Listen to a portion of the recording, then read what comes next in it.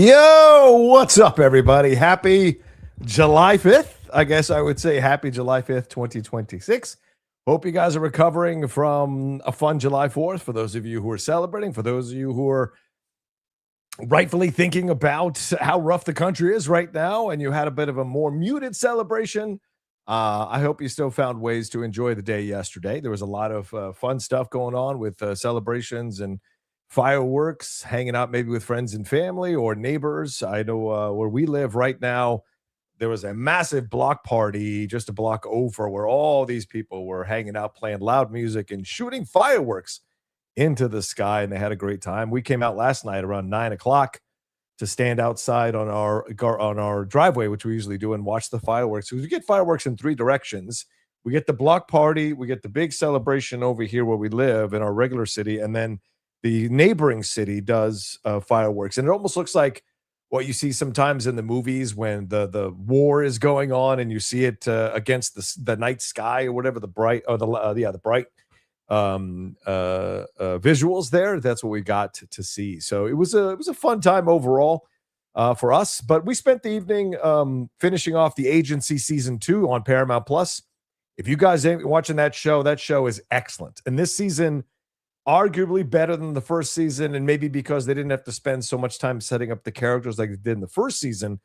This season was really excellent. They took me in one direction, and by the end, I was in a completely different direction about a few characters, and I thought that was an awesome experience to have. Kind of liken it to the experience I had with some characters in Game of Thrones. I don't mean it's Game of Thrones at its height in terms of the quality of the overall show, but certainly some of the storylines. I was kind of against some characters doing certain things. Then by the end, it's really interesting the way they turn it around on you, and some characters that you're for, the way they turn around on you that you feel in a different place by the end. So a lot of fun seeing that, but that's what we did last night after getting some Phil's barbecue and having a little fun. We didn't grill out. We let them grill out for us and ate there at the restaurant, had a little fun there as well with people from the community. So good times overall. Like I said, I hope you all enjoyed the 250th. Yeah, a bit muted. You know, we all know what's going on. We all know the issues that are happening in our country, sadly, and kind of is not the right time to do it. And yet we have to do it. We have to celebrate it. And later on in the show, if there's enough time, I have a top 10 list of American films that capture, top 10 films that capture the American spirit. And so if I have time, I'm gonna go through those and put them up.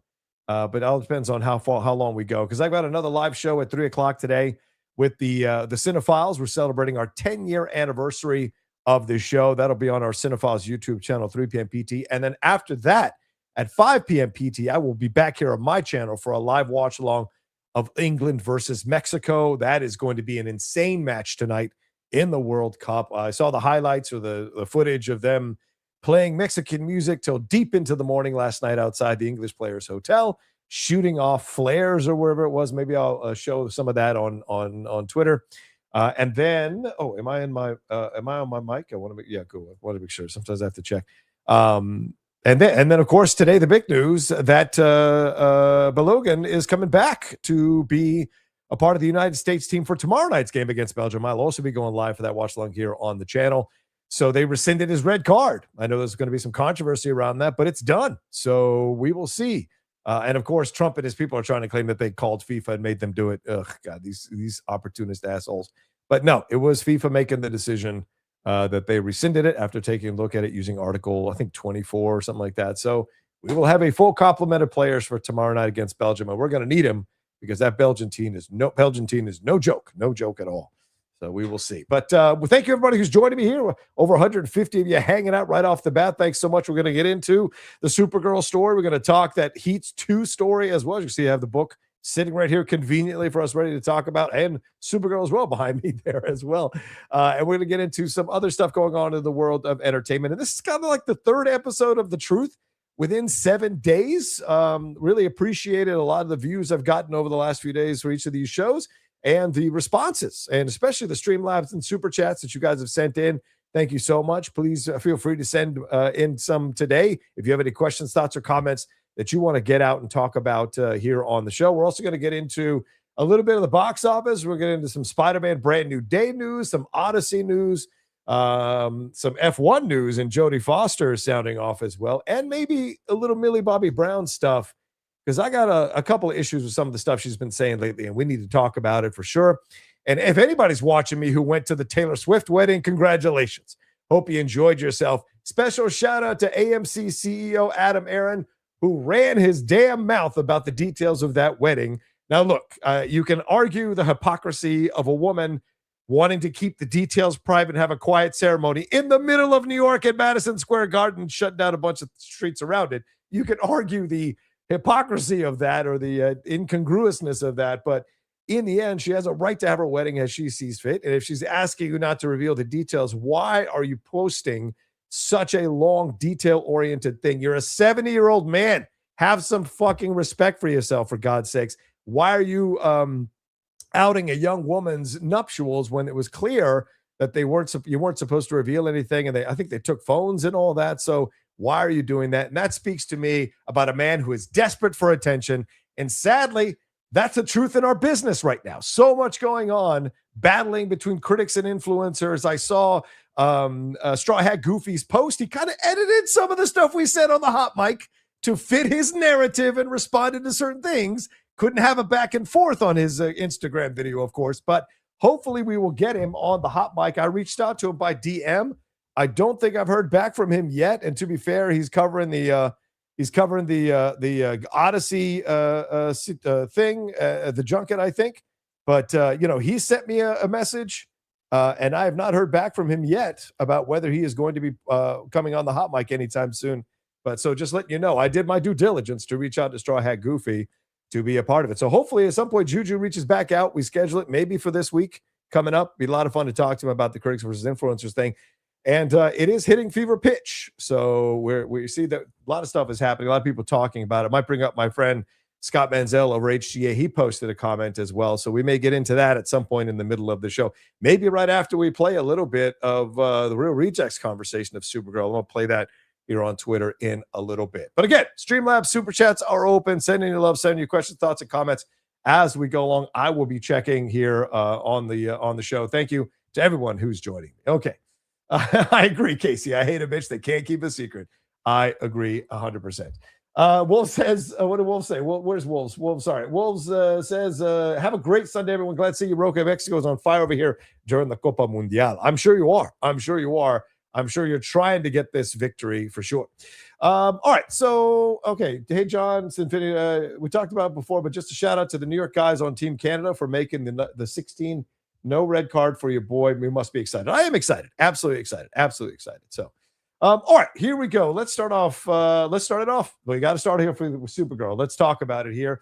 A lot of news came out over the last few days over the Supergirl situation. Who is to blame? What the hell happened here? What is going on? And is this standard stuff or is this legitimately real shit? So let's create a baseline by reading the Hollywood Reporter article so we all understand where we're coming from. Some of you may not have read it, so let me bring it up here on the StreamYard. All right, so behind the Supergirl bomb, competing cuts, creative differences, and this is from Boris Kitt at the Hollywood Reporter. So usually test scores go up and away, but this March the score. Oh yeah, well, let's position me correctly. Sometimes I have to.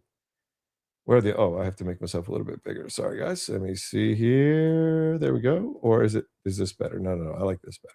I'll have to create a background that I think will be good for the show. Maybe the truth background there on the show so we can have both of those up. But either way, this is what we're going to do for now. So usually test scores go up and up, as I said here, but this is scores that went down when studios held a bake-off testing competing cuts from filmmaker Craig Gillespie in the studio, run by James Gunn and Peter Safran. It was a moment of extreme disappointment for those involved as the stakes were high, particularly for DC. Supergirl would be a key test for the WB division as its first feature, not written and directed by Gunn following last year's inaugural outing. Superman, it needed to work to prove the studio could expand beyond projects directed by Gunn, the A-list filmmaker behind the Guardians of the Galaxy movies, Peacemaker and the Suicide Squad, and the very public face of the brand. Months later, the Supergirl outcome is now well known. The movie star Amelia Alcock as the title character and budgeted in the $170 million to $180 million range, crashed and burned on its opening weekend, grossing just $37.1 million, even lower then Joker Folie à Deux, which opened at 37.6 and was not made by Gunn and Safran. And while one failure need not be an indictment of a slate, there have been all sorts of think pieces as to why the movie failed. We'll get to those in a second. Was Alcock right for the role? Was Gillespie right for the take? Our audience is tired of superheroes. Was opening the movie late June a mistake? Was the budget too high? The fate of Supergirl may have been seeded early on. Gunn and Gillespie apparently.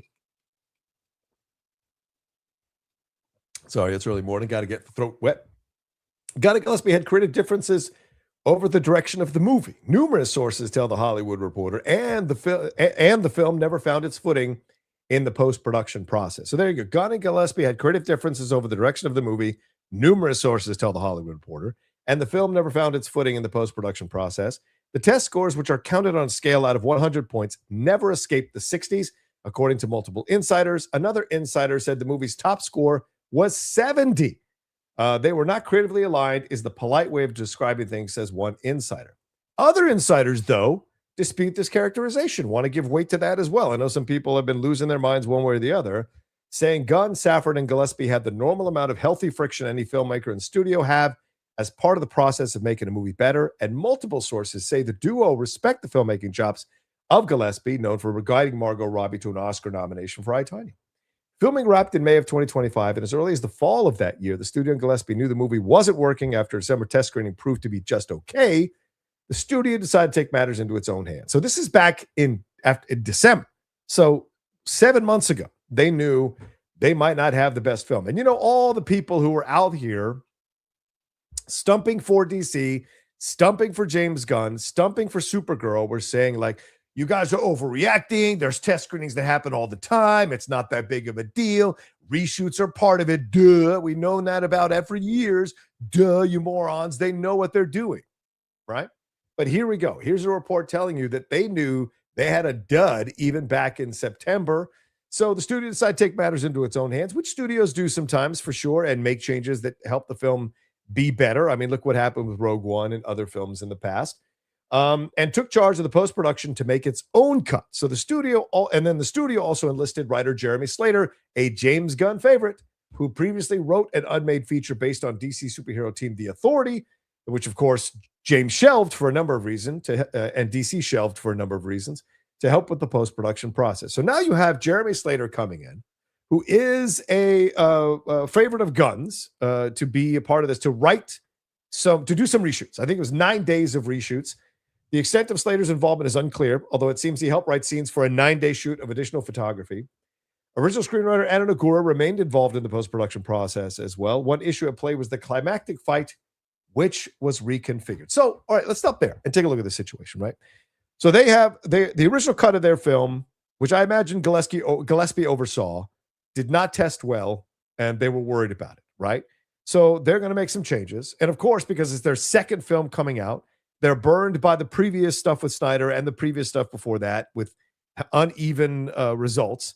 And so they thought they'll bring in their own person to be a Gunn will bring in his own person. He's co-CEO. He has every right to do that if he thinks it's going to work. Jeremy Slater comes in. We don't know the extent to which his involvement was, but it was on a 9-day set of additional photography, which everyone says is standard. It's standard. What are you overreacting for? It's standard. Other issues with the movie are unclear, but it is known that music was a key friction point. We've heard this from some of you who are on top of this stuff. From his first Guardians of the Galaxy movie on, Gunn established himself as the master of the movie soundtrack and the all-important needle drop, earning praise for finding the right song and dropping it at the right time. Gillespie also has a reputation for melding music to movies, as seen in Cruella, which is one of my favorite fucking films from him. His 2020 movie cast... let's see. Okay, it seems cast Disney villainess Cruella de Vil as a punk rock rebel in London's fashion scene.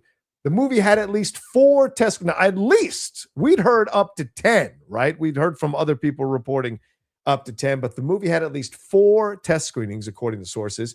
So at least, with screenings held in December of 2025, as well as February and March of this year. Let's see. And while social media users and critics are dunking on the movie's use of a cover of the Jimmy Eat World song, The Middle, the big needle drop in the final set piece at the February screening was a cover version of Cyndi Lauper's Girls Just Want to Have Fun. That song choice came from Gunn, but it ultimately was abandoned for Jimmy Eat World cover, for the Jimmy Eat World cover. Ooh, I mean, I think back to that final sequence. And if they had played listen, girls just want to have fun in a vacuum is a little bit like, oh my god, they're hanging a lantern on this thing. They're pounding you over the head with it, right?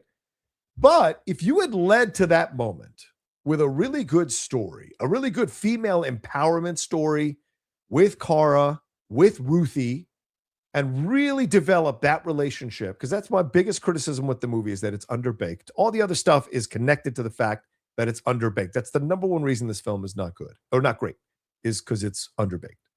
So if you had done a great job of like showing these women fighting to be taken seriously, putting themselves on the line, showing how badass they are, Ruthie eventually figuring out she doesn't need someone else to fight her battles for her, that she can fight back as she does in the prison cell there, which totally undercuts trying to get Kara to help her. She could handle it on her own, it seems like, from the beginning. So what's the issue? And then Kara herself going through this journey a little more strongly. If they had really developed the child bride situation, I don't mean supporting it and making it seem cool. I mean really having the guts to do this story the way it's laid out in the book, in the comic, the way it's laid out. This child bride situation, this child trafficking situation, this underage girl trafficking situation. It seems odd that they would not have fully committed to that, because then when you get to girls just want to have fun, that's an expression of the audience getting to exhale a little bit as these ladies take care of business with Lobo by their side, which really would have been weird to say girls just want to have Lobo in there. But I just think really Lobo should have been not even been in the movie. But like this would have been actually could have worked, to be honest with you. I don't think if you build up to it correctly, I don't think girls just want to have fun is a wrong choice. But if they had put this in instead of Jimmy to Eat, I think you would have had the same reaction because they didn't build up to it correctly enough. So when that hit, you'd have been like, maybe you'd have enjoyed that more because that's not a remake of an original song that's played, that slow thing that they do nowadays with all these remakes, just want to have fun, that wouldn't have worked, right? So, but to have the original, there is such a joy and a vibrancy to that song, that Cyndi Lauper song, that I think you could have got away with it a little bit better than the Jimmy. Well, you'd have gotten shit for hanging a lantern on it, but you could have gotten away with it a little bit better. That being said, neither choice would have fully worked because of the way the film is constructed. So to be upset about the song choice, I think, is to miss the point a little bit about what really went on here. The movie employed two editors. There was Tatiana Regal, S. Regal, who is Gillespie's longtime post partner, who edited his Lars and the Real Girl, I, Tonya, and Cruella. By the way, Lars and the Real Girl movie. I, Tonya, good movie. Cruella, good movie. And there was Fred Raskin, Gunn's longtime cutter, who worked on all the Guardians of the Galaxy movies and Gunn's DC series Peacemaker. Raskin is also Quentin Tarantino's go-to editor. Quentin would have put in the Child Bride stuff. He was brought on later in the process and proved a key instrument in the studio's slowly heavying hand. There were signs that things were getting better. Deep into the winter, test scores improved and hit the low 70s. However, rather than continue to tinker away, which makes you think this, what the fuck was the original cut? Like, how bad was the original cut that the changes they made at least got it up to the 70s? However, rather than continue to tinker away on that cut, the studio decided to force a bake-off by creating two cuts, one by Gillespie and one by the studio. So this is really curious here. Why not tinker away on it? If the test scores are showing you that you're tinkering with the film is getting higher test scores, why not continue tinkering with it until you get to the 80s? Why commission two separate cuts? This feels very much like It Ends With Us, right? Where like Blake wanted power over the movie. I believe that Blake and Ryan wanted to come in and take control of the movie. They thought Justin Baldoni was a weak ass and they would steamroll him. And in the end, you had two separate cuts. The studio goes with Ryan and Blake's cut. Ryan's guy came in to cut it. I can't remember who the guy was. Came in, or it was a female, I can't remember, but came in to cut it. And they put out that version. Now, that version made a shit ton of money, so you can say the studio made the right decision, right, in that end. But in this case, the studio clearly has to take it on the chin because they put out their cut rather than tinkering to maybe try to get it to the 80s. they set out to have two separate cuts to force a bake-off. So now you have Gillespie on one side, James Gunn and Peter Safran in the studio on another, and that just cannot lead. That rarely leads to a good movie being released. When you have two separate cuts, two separate points of views. It is unclear what major differences emerged, but one source says Gillespie's version was 11 minutes longer and featured more of the villain, Krem, played by Matthias Schoenaerts. When the two competing versions test, I heard that it had more of the villain, it had more of the music, and a little bit more with Ruthie, I think is what it was. And it tested higher in those separate things. But the overall score of the Warner Brothers one was 2 points higher than that overall score, which is why they put out the Warner Brothers one. When two competing versions tested, the score surprisingly dropped significantly, although the studios inched out ahead of Gillespie's, but only by 2 points, as I just said. Gillespie's version scored strongly on song choices, pacing, and villain. There you go, pacing, not Ruthie, pacing. Eking out a win, even a middling one, the studio chose its cut as the one to go into theaters. A studio insider says the differences were not particularly pronounced. Studio insiders paint the back and forth process as routine, but others, including one franchise filmmaker who spoke anonymously for this story, but was not involved in Supergirl, held the opposite view. It happens more than you think, but it's not normal, said the filmmaker of the Bake Off. If the studio is going to put money into the test process, it means they feel strongly about certain things. The movie was never tested again after they decided to release that version. As a point of comparison, the canceled Batgirl tested in the 60s, and the box office disappointment Shazam! Fury of the Gods began its test in the 60s, like most of Supergirl's tests before moving up.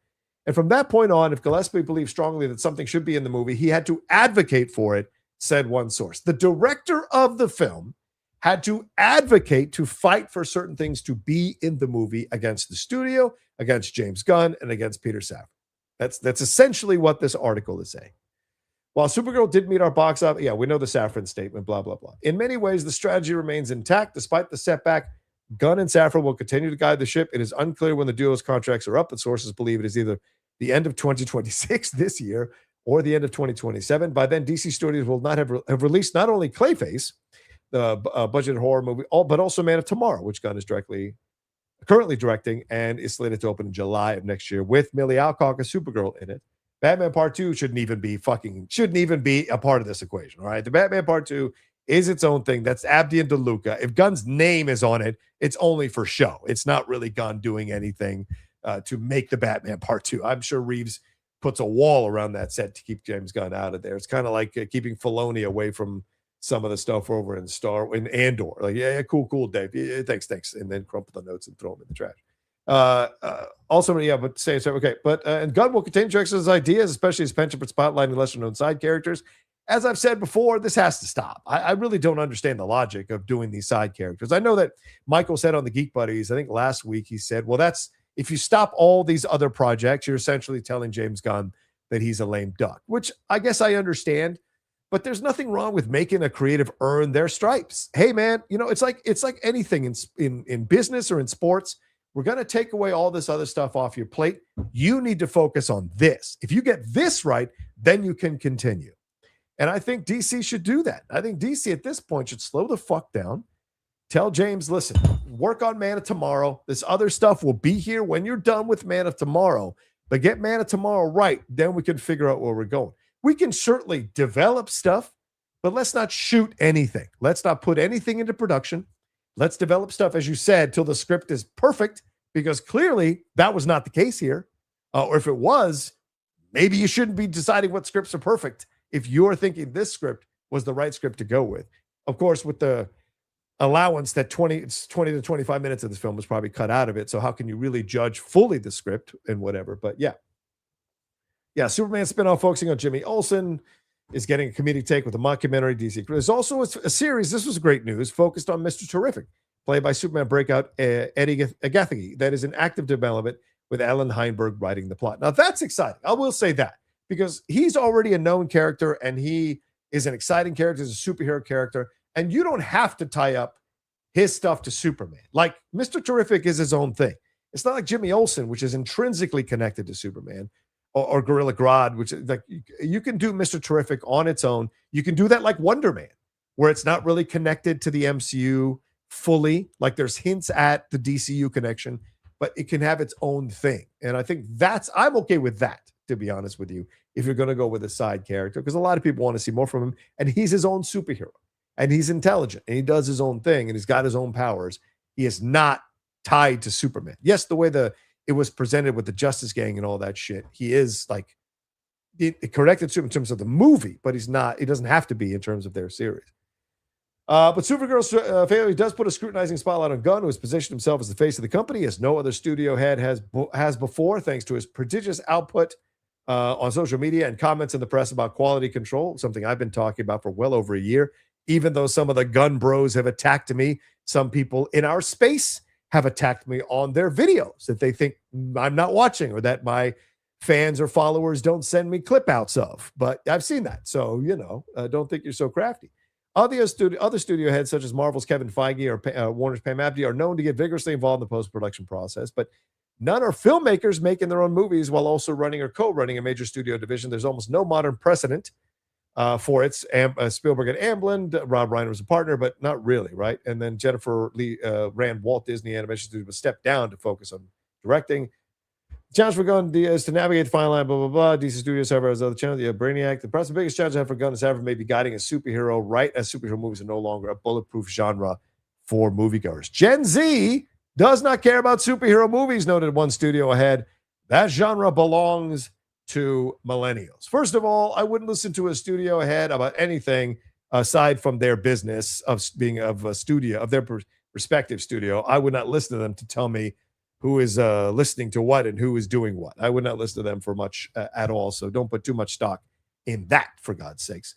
So this is a very interesting thing to have two competing cuts. And, Michael, I think on our thread, Geek Buddies text thread, sent me this. And he said, this is catnip for Rocha. And he was right. 100% he's right. Because to me, this stuff, I knew when you watch movies long enough, and especially having been in this business for over a decade now, which is crazy to think about, how I fell ass backwards into this business in 2015. I'm still doing it. You just know, right?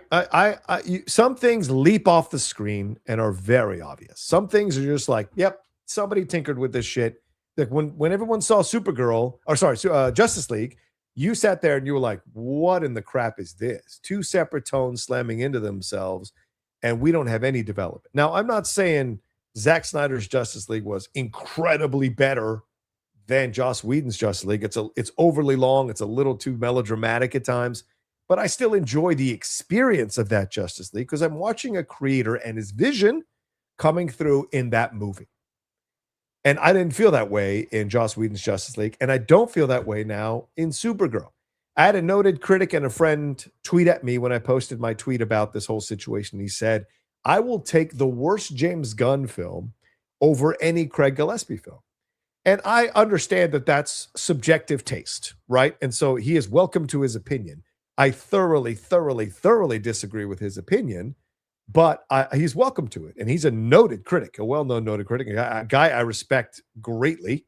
But I disagree with him because I think I, Tonya is fantastic. I think Cruella is damn good. And I thought Lars and the Real Girl was a really fun watch to show the real beginnings of Ryan Reynolds transitioning into this really strong actor who can carry independent features and be part of bigger projects, as now he's going to be Starfighter, be in Starfighter or whatever. So that's the way I look at this kind of thing, is that it feels to me like Gillespie had a vision for this. And as he said in the interviews after in the press, that he followed Anna Nagura's script. Now, Gunn picked Anna Nagura. And if I remember correctly, Gunn picked Anna Nagura and Gunn picked Millie Alcock. Then Gunn picked Craig Gillespie. Tell me if I'm wrong, guys. Tell me if I've got the chronological order wrong here. Because this is so interesting to do that. To be a general manager who picks the players and then hires the coach to coach the players I picked. This is super interesting. And I wonder I think that was the path that they went. They decided they were going to, because I played that video last Monday we rewatched about 5.5 minutes of James Gunn talking about his plans for Gods and Monsters. And he mentioned Supergirl. There's going to be this massive sci-fi epic. So clearly he had massive plans for Supergirl. And Anna Nagora was selected to write it. And then Millie Alcock was cast. And I remember Jeff and I discussing this. We probably discussed it on the Big Geek Buddies as well. Like, how do you pick the actress, but then hire another director to direct the film? Like, that's very weird. You know, it's like a hired gun situation. And look, I know Jurassic World made a shit ton of money, but there is hardly any like Gareth Edwards type of energy in that movie. It's very much like, well, someone else wrote it. You got to come in and direct it and do this kind of thing. So you can see he's like moments of stuff, but the rest of the stuff is him having to adhere to the Jurassic World code and what have you. So it feels like to me, this situation here is frustrating because that is madness to me to do that kind of thing. And I thought it was strange because if Gillespie's energy doesn't align with Millie's, then you're kind of fighting an extra battle uphill, and it's already hard enough to do a superhero movie. But to do one where you don't select the lead of the film and you're asked, and and I would say this, Gillespie is an auteur in a lot of ways, not maybe like Tarantino or, you know, Coppola or Scorsese, but Gillespie's films have a certain energy to them that I appreciate and I like, you know, especially the female-led ones that he works on. I want to see if I've got this article here because I think I wrote something down about it. I don't know if I've got it because it was some. Here we go. Is this it? No, I guess it's not. Yeah, but somebody wrote a breakdown between the two films and talking about Gillespie and saying that there's not Gillespie's usually sardonic wit and commentary in the movie. And I wonder, as my brain starts to look at all this stuff and analyze it, and maybe overanalyzes it, I create space for that. But I wonder if they didn't like that Gillespie's tastes and tendency is to go darker, right? If you watch Cruella, there are a lot of dark moments in Cruella. As much as triumphant as the film is, there are some dark moments. And even and especially I, Tanya, I mean, I think of the scene where Sebastian Stan is beating her up and he slams her head against the wall and you see her turn to the camera and talk to the camera, breaking the fourth wall while she's getting physically assaulted by her boyfriend, which is a harrowing moment. Yes, it's like black comedy, dark funny, but it's also unsettling as hell. And so I wonder if maybe the approach that Gillespie was taking was a little too dark for Gunn and Safran and WB. They go in, they tinker, they make some changes, they lighten up the stuff, they completely undercut the child trafficking storyline, which they tried to make a big deal. By the way, can I say, and this is a spoiler moment, so if you haven't seen it, I'm sorry, I'm going to spoil this moment. But I was super fucking pissed watching the movie when they introduced this young black girl who is getting trafficked. You have the couple who is at the bar, who run the bar. They bring Millie to their house, Supergirl, Kara, and they're going to trade Kara for their daughter, right? It's a black couple. We hardly get any time with that black couple other than one scene in the bar and then one scene at the house when the betrayal happens. And then they both get killed along with their daughter. So once again, in a fucking movie, you bring in black characters to be the vehicle to inspire the white character to fight. And you give them no depth. I got no problem if you're going to do that in a movie. White, black characters die all the time in movies. I got no problem with it. But if you're not going to flesh out their story and you're just going to use them as one-dimensional characters, which also further undercuts the child trafficking storyline that you didn't have the guts to show in this movie. And don't be like, well, it's a DC movie, they would never do that. Then don't do the fucking story, because the story absolutely highlights that. I think Krem is preparing Ruthie to be his bride. And I've seen some critics go, ew, I'm glad they didn't put that in the movie. That's the fucking story. It's not glorifying child brides. It's not glorifying child trafficking. It's showing that it's evil and that it's wrong and that it's horrible. And the villain is doing it.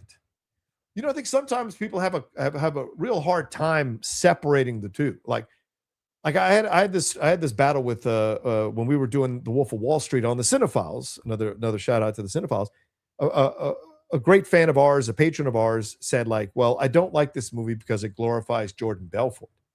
And I'm like, I don't think it does glorify Jordan Belfort, because unless you like the things he's doing, it does not glorify him. Yes, there's comedy. There are comedic moments around the shitty things he's doing, but he's still doing shitty stuff. So if you think he's a hero of the movie, the problem is you, not the movie. He is doing coke, cheating on his wife left and right, cheating the people who are investing their hard-earned money in him in pyramid schemes or scams that he's running, having these orgies, having these horrific, insane moments on planes with these hostesses, fucking with the FBI, and then on the boat, forcing them to almost die in a fucking tsunami or whatever they're on the storm out in the boat. So there are so many terrible things that he does in the movie. So this idea that they're glorifying it, I think people get it confused. Like Tony Soprano is not a good man. He is not a good man. I don't care how much you may like the character. There is a way of separating the acts of this man. I don't want Tony Soprano to win, for fuck's sake. He's a horrible person. So, you have to separate. So just because they have the child trafficking storyline in Supergirl does not mean they're advocating child trafficking or advocating child brides. I just think that kind of shit is stupid when you're looking at a film, because it's the fucking huge part of the book. So if you're going to tackle the story, then you've got to highlight that, because that is another way of the audience getting angry with Kara about what is happening, so that we can have a cathartic moment at the end of vengeance being meted out by Kara because of the horrible things that Krem and the brigands are doing. And so these are the things that, am I blurry again? Sorry, guys. Okay. Give me a second. I have to do this occasionally now, apparently. So StreamYard is on the edge right now. I might cancel it very soon, because this shit keeps happening now more and more, and it's got nothing to do with my internet. So hold on. Let me reload myself.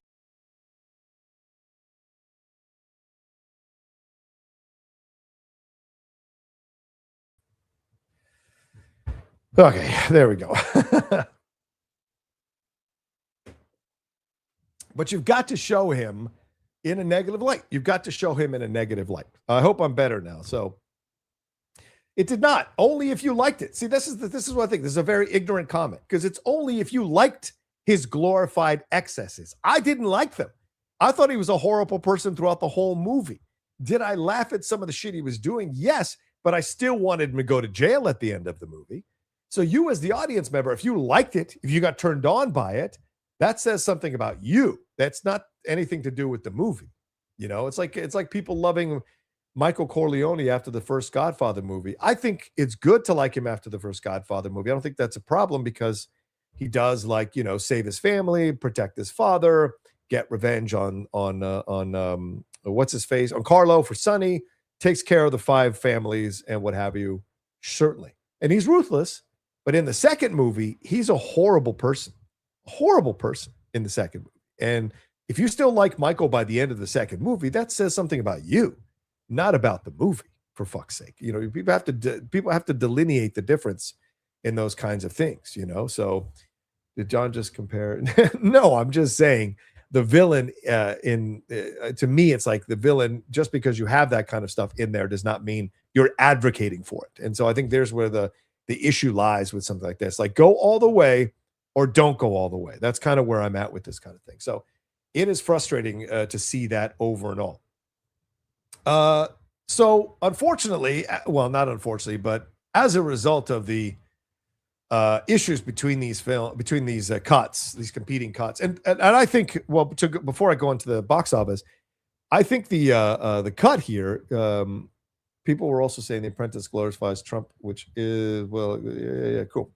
Arlie, we have 360 of you hanging out right now. Only 3 super chats. Please send in your questions, thoughts, and comments as we go along here. I know we're at 40 minutes into the show.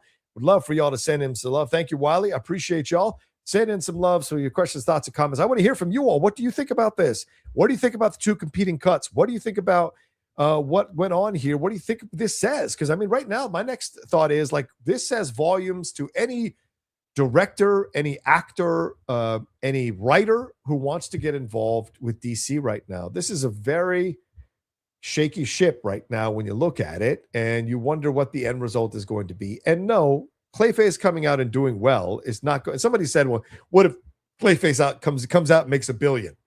Sure. When it comes out, it'll probably do well compared to the amount of money you spent on it. But this leaves a bad taste in the fans' mouth, right? A lot of DC fans might not be too keen on jumping into something like this because they see the unstable nature. And here we go again, right? Like, here we go again. Where is this? I sent this to the Geek Buddy, our thread here. Where is it? I don't know if I have it up yet. Damn, I probably just didn't. Hold on. I think it's up here, actually. Okay, here we go.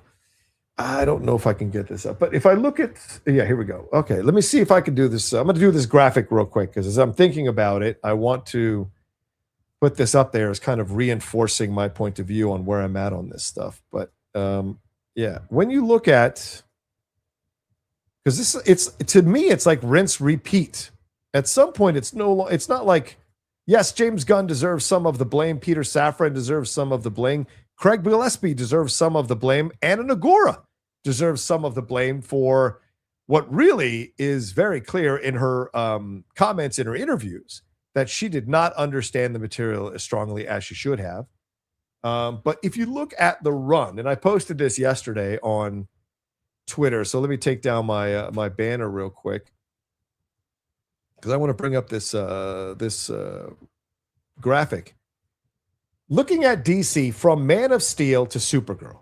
Man of Steel, relative success. I think it made $600-something million. I think, yeah, I'm pretty sure Man of Steel made $600 million. So, let's take a look at these. Man of Steel made, 670 off a $225 million budget. So that's what you have there with Man of Steel, right? So then you go to Batman v Superman: Dawn of Justice. I think that made like $700 million or something like that. But it was well below. Yeah, here we go. Man of Justice made 874. Sorry. 200. It was made for 250 to 325. You add another probably 80 at the time for marketing. So about 400, but it made 874 or maybe 350. It made 874. So look, I bet DC would take 874 right now and be happy as shit for any film that they're releasing. I think that if Man of Tomorrow makes $875 million, they will try to spin it as a success, right? But this was the height of superhero movies. And this film came out, and I did do a pre-appreciation of the movie. If you guys haven't seen that video, I put it out weeks ago. Got some nice responses. But it made $874 million. It was considered a failure to a degree, or it was considered a disappointment because it didn't hit $1 billion when superhero movies were hitting $1 billion like nobody's business at that time, right? Then you have Suicide Squad, which did okay. Then you have Wonder Woman, which was a success. Justice League, which really wasn't a success. Aquaman, which made $1 billion. Shazam did decent from what I remember. Shazam did what? Let's see here. Shazam did $367 million compared to $100 million box office. So that's, $100 million budget. So that's a relative success to a degree. Joker, I don't think I count Joker at all. It's his own thing. Birds of Prey, not that, didn't make that much money. Wonder Woman 1984, that's COVID. You could judge where that would have gone. Zack Snyder, that really doesn't count. The Suicide Squad, this is where it gets really funny. Because The Suicide Squad, people were like, James Gunn revitalizing, this is exciting, I love this, is a lot of fun. The Suicide Squad was made for $185 million. It only made $168. That is a flop. That is a flop, ladies and gentlemen. Then you get to the Batman, which again, that's a separate thing. Matt Reeves and DeLuca and Abdi. Then you get Black Adam, which tanked. Shazam tanked. Flash tanked. Blue Beetle didn't do well. Aquaman Lost Kingdom did okay considering that it was a lame duck, but it was made for a lot. It made $400 million. Folie à Deux crashed and burned. Those are all TV shows. Superman did relatively okay, making, I think, $100+ million profit. And then Supergirl. So the TV shows are mixed in, but you get the idea of the movies here in this situation. So no, going from Man of Steel to now, it is rinse and repeat and fuck up.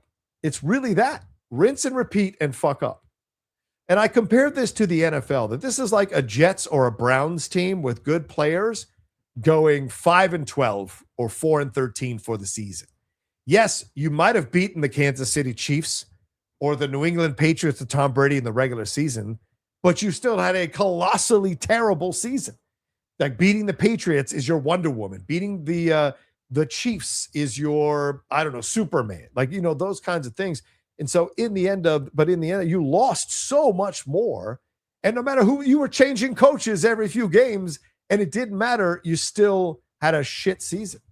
So when you look at this, it really is eye-opening to see how much WB has fucked up the DC franchise. You know, how terrible the DC franchise has been under the WB leadership. We're in Spider-Man Sony territory. You know, I really think that.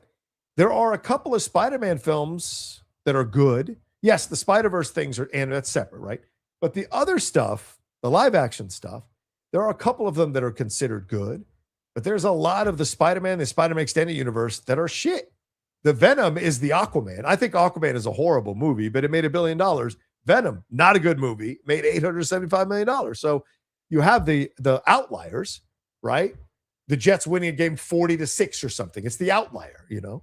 And so you look at the situation, you have to blame the studio. It's not necessarily fully a James Gunn issue, a Walter Hamada issue, a Zack Snyder issue. It's the studio issue. And I'm sure it doesn't help that the studio keeps fucking changing hands of who's in charge of the studio. How can you have stability in your franchise, in a franchise this size, this big? You know, there have been other WB franchises like Harry Potter and whatever that have done well. But something like DC is massive. There's not one linear source material in terms of like with Harry Potter, there's one source of books. With Superman, with DC rather, you can go a million directions because there are a million storylines to adapt in DC with these characters. And so you have to look at this kind of stuff and you have to say like, well, it has to be the studio. I know we want to jump on James Gunn. I know we want to go after Zack Snyder and ridicule Zack Snyder, ridicule James Gunn, or ridicule Hamada, but and other people. But the thing is, this is an unstable studio that has tried to put out content and has constantly rebooted the DC content. And by the time possibly Allison comes in here in the next few months, we're going to be set for a possible reboot all over again. Where James Gunn moves off of this thing, possibly, because I said the contracts are probably up later this year or sometime in the middle of next year, right around Man of Tomorrow being released probably.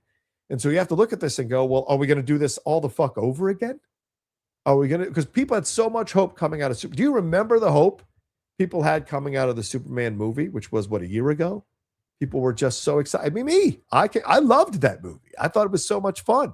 Yeah, are there issues with the movie? Of course. But overall, it's a fun movie, man. And it holds up on rewatches because Corin Sweat is a fantastic Superman. He really is. I know some of you don't like him or don't like Gunn's choice to do that kind of Superman movie, but I think the movie's a lot of fun. And it is. It's a joy. And so I thought, okay, because I was concerned about the stuff behind the scenes. I didn't like the crypto footage at CinemaCon. But in the end, it turned out well. And I'll tell you this, if you guys go back and watch my live reaction to my live after reaction to the Warner Brothers panel, I think I say in there that it felt a little weird, the energy around Supergirl, that they asked Millie Alcock questions and she didn't seem prepared to answer the questions. I don't know if she was altered in any way or what was going on, but she like couldn't seem to answer the questions about what was her favorite moment working on the movie. And all she said was everything. Right? They asked Momoa, and Momoa said, I don't know, man. I was only on for 18 days or 14 days or whatever. So none of them really wanted to come out and fight hard for the movie.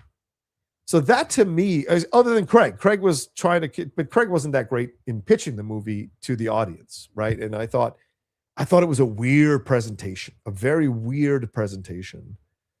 And so, and I wonder if maybe that's why James Gunn held back showing up. I wonder if that's why James Gunn didn't come with any of the other stuff that's coming.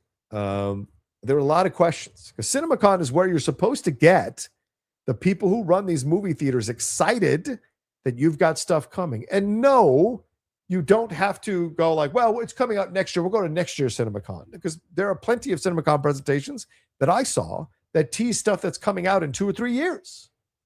You know, so it's like that kind of thing. You're like, well, what happened here? And now in retrospect, maybe everybody behind the scenes was not feeling good about this movie and was really afraid it was going to bomb, because clearly the testing was not great from December on. The tinkering behind the scenes, I'm sure Millie was hearing it and feeling it and sensing it. I'm sure Momoa sensed it. I'm sure other people on the set sensed it as well and were concerned about it, right? Now, all that being said, I'm not bashing the movie, right? There are issues with the film, certainly. I don't think it's a great film. I think it's certainly a watchable film.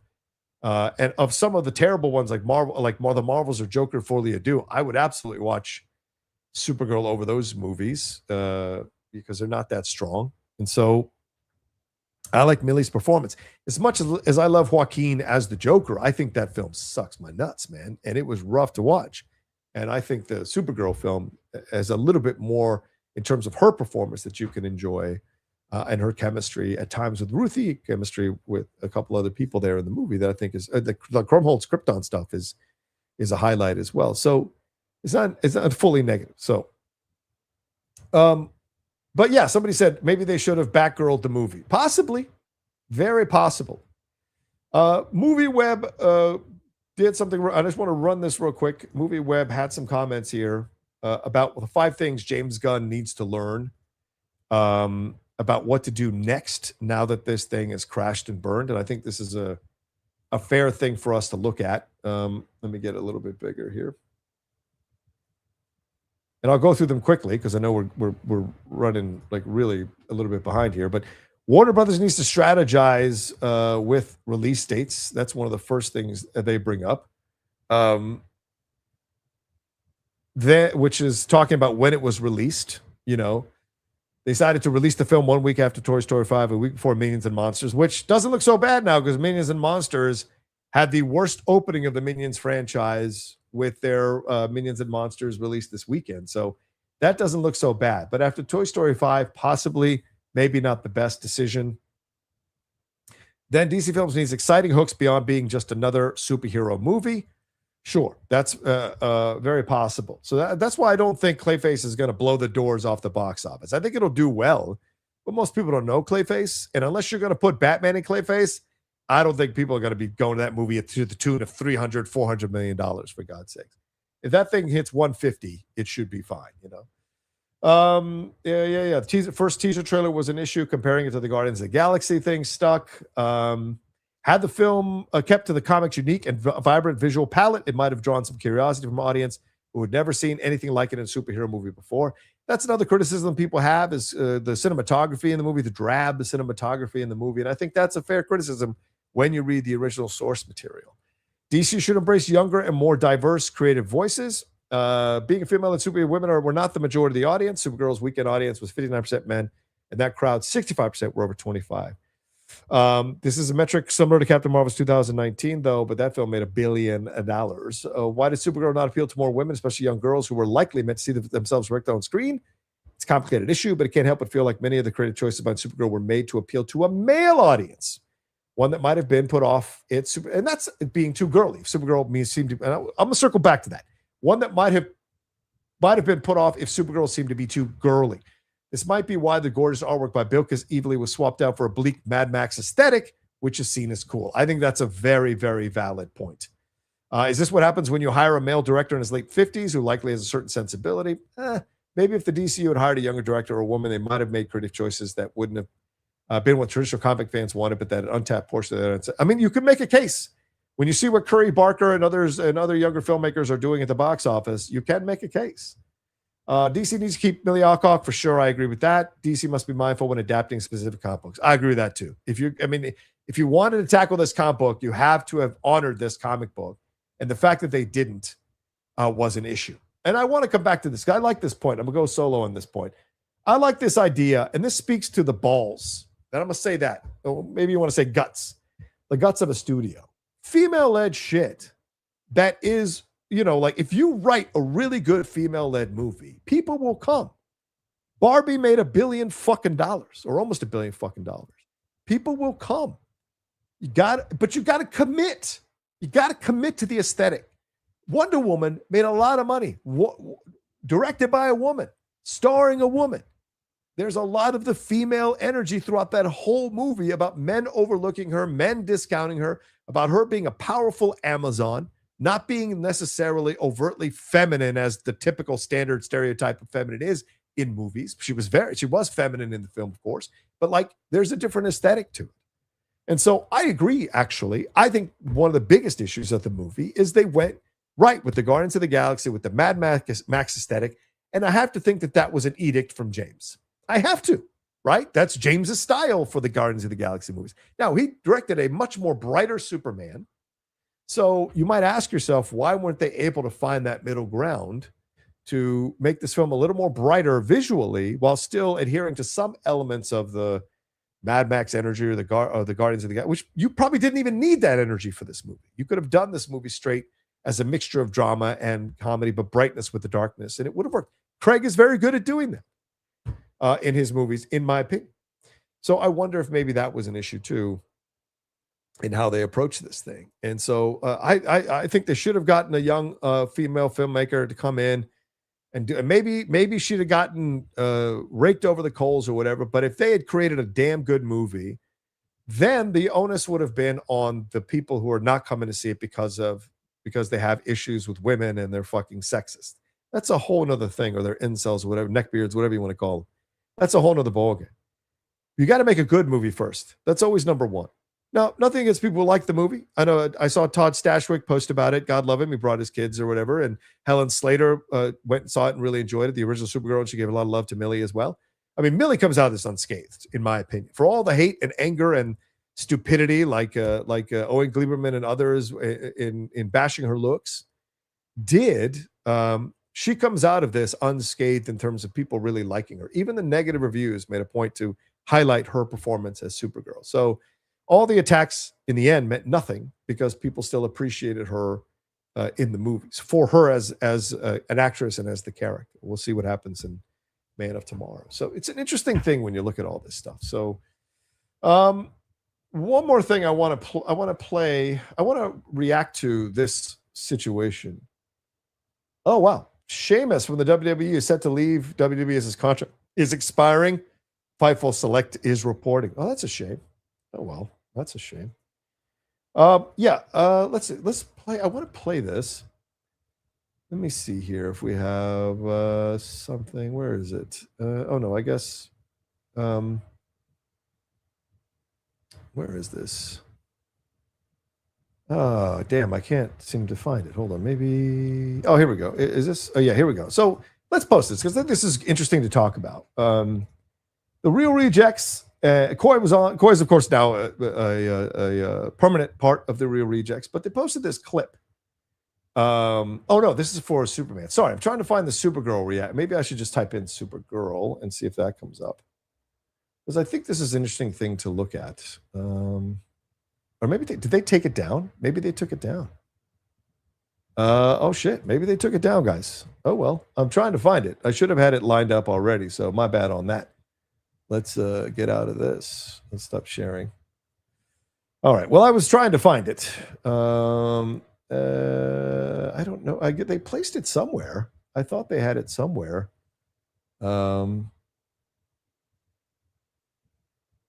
Yeah, no, I thought they had it somewhere. So that's my bad. I thought here we go. This is from, here we go. I found it. This is from June 29th. So this is Yeah, this is just a few days ago before the film came out, or around the time that the film came out. So let's hear what Corey and Greg have to say about this stuff, because I think it's important to hear other points of views on this.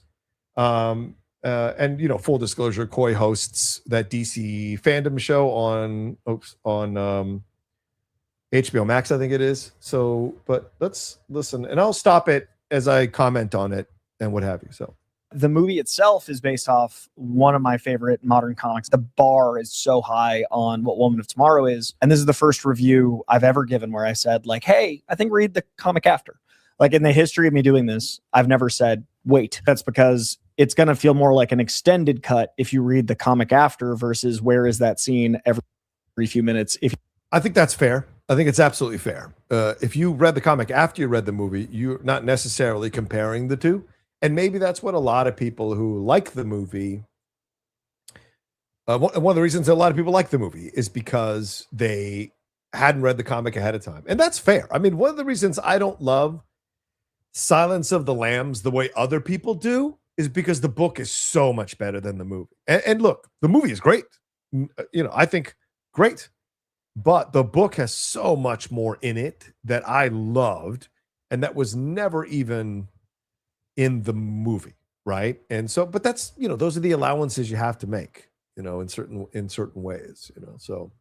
You watch the movie after reading the comic. I do think the comic is a better experience, but I think the movie has merit that really can't be enjoyed in this climate. And that's been my struggle is I didn't think this was the greatest thing ever. I didn't think it was the worst thing ever, but it's a comic book movie, so one must. Millie Alcock's great. I'm really excited for girls to have a hero that actually has depth. And well, I think this is fascinating because there's a little bit of a straw man argument here. Are there elements of the internet that are, preconditioned to hate the movie? Yes. But by the same token, I think Coy has to be honest with himself that he is one of those people employed by DC who is preconditioned to support these movies and be overly positive about these movies and be a little more forgiving of these movies and give grace to these movies. Now, there's nothing wrong with that. Positivity is a good thing in life, but to call out one side without also understanding that you are the flip side of that coin in a lot of ways, I think is a little disingenuous. And I'm not making a commentary on Coy's character in any way, shape, or form, but he reflects what a lot of people feel who are on the overly positive side of things when it comes to superhero movies and what have you. But I think this is where the criticism gets a little muddied on purpose. Because essentially it is saying like, well, if you say anything, you cannot in this climate have this conversation. I'm literally having this conversation now, giving props and calling things out. I try to be fair down the middle. And I think there's a lot of people who legitimately try to be fair in their discussions of these things. We may not be the loudest voices in the room. And certainly I don't have 5 million followers or 100,000 followers like others who might have the bigger voices in the room. But I think there are people who are able to look at both sides of this thing and have a discussion. I think Christian does that, and I think Winston does that. Kevin Smets, people I know in this business do that. So, this is where you look at the situation. You go, well, what's the honesty of what's going on here? And again, this is more a matter of like, well, look at this thing. And I respect Coy's opinion and his love of this and his liking of this movie and defense of it. But I think it's also, to just categorize the entire internet in one certain way, I think is dangerous because there are legitimate discussions happening about this stuff. Now, can you say that nuance gets lost on Twitter? And yes, you can, mainly because you're not having a back and forth with someone that you're looking at. That can affect things. But I think there's a small pocket of people. They just have a very loud voice who are going to be negative about anything led by women, anything led by people of color. But the way you drown out those voices is to make good product. And that's always been the case with people of color and female-led things, whether in business, movies, sports, every arena. Women and people of color, black people, have to bring it 10 times more than a middling white approach to things. That's just the truth, right? And it's honest. It's not not vilifying. It's just looking at the stats, looking at legitimate things. You see that it's true. And so that's just the game. And so the way you shut down those voices is to create great product. So you have to put your best foot forward. And James said, no script's going to go into until we got this locked down and we're 100% behind it. But clearly there were issues with this script in the end. Nuance as a woman, I'm way more concerned with the women of tomorrow and nuance. So that Millie Alcock's comic book movie, so one must. Millie Alcock's great. I'm really excited for girls to have a hero that actually has depth and nuance as a woman. I'm way more concerned with the women of tomorrow than. Yeah, but I think this is an issue in the movie, right? There isn't as much nuance as there needs to be. There isn't as much depth as there needs to be. That's what I'm saying. The underbaked nature of it all, and I think that's the frustrating part of it for me, because I want to see a great female character. I like female-led movies as much as I like male-led movies. It's all about whoever's leading them. I want the character to have depth and interesting. But the film didn't allow her to have depth. You got surface stuff. Hey, my family's hurt, or my family died, or people I love died. My dogs got shot, and I'm going. And Ruthie, you can't kill because it'll mess you up. But there really isn't enough of the exploration that you would like to see in this movie. That being said, though, what Coy said, like having her be a idol for young girls, I think that is a positive. I think Rey does that in Star Wars, but I don't think it's limiting. I think young male kids could like Supergirl and champion her as well, just like young girls championed the male heroes when they were kids. It's very possible. I'm adapting Woman of Tomorrow. I've got the comic. If I want the comic, I want little girls to have a hero. And then the stupidest people were all like, there are female heroes. It was the 21st Marvel movie till we got a female-led superhero film. 21 movies in.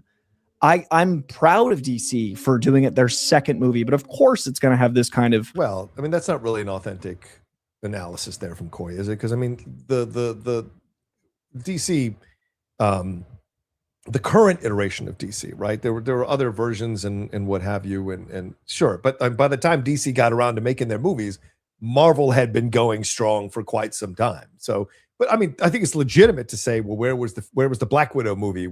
That's totally fair. I think it's absolutely fair. But also looking at the landscape at the time, how well would a female-led superhero movie have done back then? And also you're dealing with Ike Perlmutter, who was really big at trying to stop all that shit from happening. Any person of color-led stuff, any black-led stuff. He was very big about stopping that happening. So you had that to overcome for Marvel. It wasn't like Marvel was like, fuck women, man. It was the idea of Ike, who was a driving force there, Feige not having as much power at the beginning as he would have later on. Because as soon as he got power, stronger power, you saw that Marvel became more diverse. You saw that more female characters got lead films and whatever. And so I hear what Coy is saying to a degree, but I think you're removing, as he just said, nuance. You're removing nuance from this argument overall. Response. I'm also speaking to people that are going to see a girl that actually has something to say and actually has an experience and actually has trauma and actually has an eye line of connectivity while still being super. Sorry, I never related to a goddess from Paradise Island. I think she's awesome. I love that character. I think even that's yeah, I don't understand that, to be honest with you, because the thing about Wonder Woman is, well, right? I mean, because I think that's the thing that's where was Wonder Woman? Like 2017, I think. Yeah. So, right. I mean, there's a lot in Wonder Woman you can connect to and you can relate to. I don't understand Coy's point here overall, because I think there's a lot of Wonder Woman's experience and a lot of Wonder Woman's thing that she goes through. That's to me as a man, I was watching it and I was connecting to her. And the way he says it is kind of denigrating. Like, oh, I'm sorry I didn't. And it's like, well, no, it's okay if you didn't, but like, no one's giving you shit for not connecting to her. So I don't know. Maybe people have given him shit in the past for that. I don't know. It seems odd to me, but I thought Wonder Woman was an excellent movie with depth, with complexity, with a character that has struggles to go through. Yes, that third act, some people don't like it. I don't mind the Ares thing, but I know some people don't like it. But there was a lot to connect to in her. This idea of being a young person with power, this idea of wanting to break away from her family to go establish herself. I grew up in a small Virginia town at the time, and me wanting to break out and go to LA and take my chances to be an actor. There's a lot of connectivity what Wonder Woman Diana is going through on Thin Mascara, coming into people discounting me because I'm Latino or I'm fat or whatever, which still happens today on YouTube. People still come after my weight on YouTube because they're children and they have nothing else to come after. So you see these kinds of things. And so to me, there was a lot of connecting things for Wonder Woman that I think worked really well. So it's an odd thing for Coy to be upset about it, but that's Coy's experience. I'm not trying to take that away from him. A better movie, but I don't relate to Wonder Woman. I don't think if I have a daughter, she will at first. She'll be like, cool, a hero. Like she'll play Wonder Woman, but I think Supergirl is more relatable. I think he's going to be surprised by that because I think there is a lot to relate in Wonder Woman for young girls, and young girls have loved Wonder Woman for decades because of the relativity of being like the female amongst all these men in the Justice League, and for a number of reasons. So I think this is a bit. I barely touched the internet this week, but it's so loud. I'm just pre-exhausted for women and girls getting movies that are okay when I want better for them. And so I feel automatically defensive of like, I want to have all of these things to praise. And so those are coming out louder, even though the movie I thought was okay. Yeah. I mean, I get his intention. I get where he's coming from. He's as a man who might be a potential father. I don't know if his wife is pregnant or not, but certainly he's thinking ahead, and he's gotten older. This isn't the Coy in his 20s. This is a different Coy.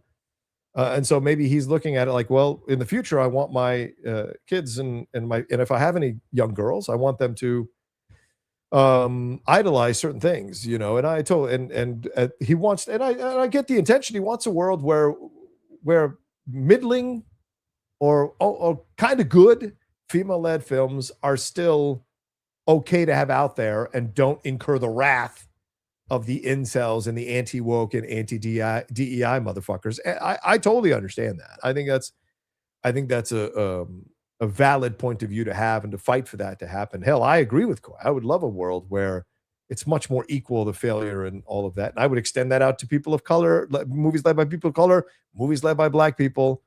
But the financial reality is that that's not the truth yet, and probably won't be for a very long time, because we've had a number of think pieces now over the last 2 weeks that are saying we don't need to have female-led superhero films anymore, that they're not box office gold, and that people turn on. And for all of what Coy is talking about, look at how many women didn't come out to see this movie. So who are you mad at? I get that you're mad at the incels. That's easy to be mad at, but why aren't you calling out the women who didn't come to see the movie? Is it because you're protecting yourself and you don't want to say anything negative towards women? Because I call out Latinos all the time for not going to see Latino-led films. I called them out for In the Heights. I called them out for Steven Spielberg's West Side Story. I call them out all the time. They can come to see Snow White to support Rachel Zegler. Like, Latinos don't come out. Yet we are the second highest group of people who see a movie. Did you see the numbers for? I think we were 30%. And then down here, where it was the African-American community, 15%.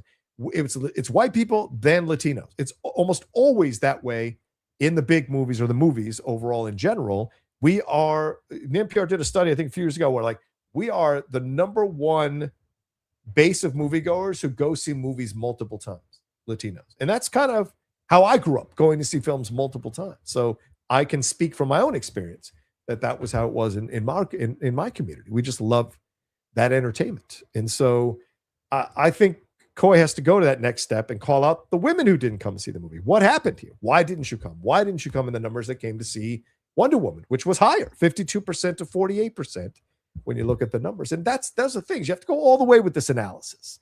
What happened? What's the issue here? Why didn't, as MovieWeb pointed out, why weren't they able to get younger girls into the theater?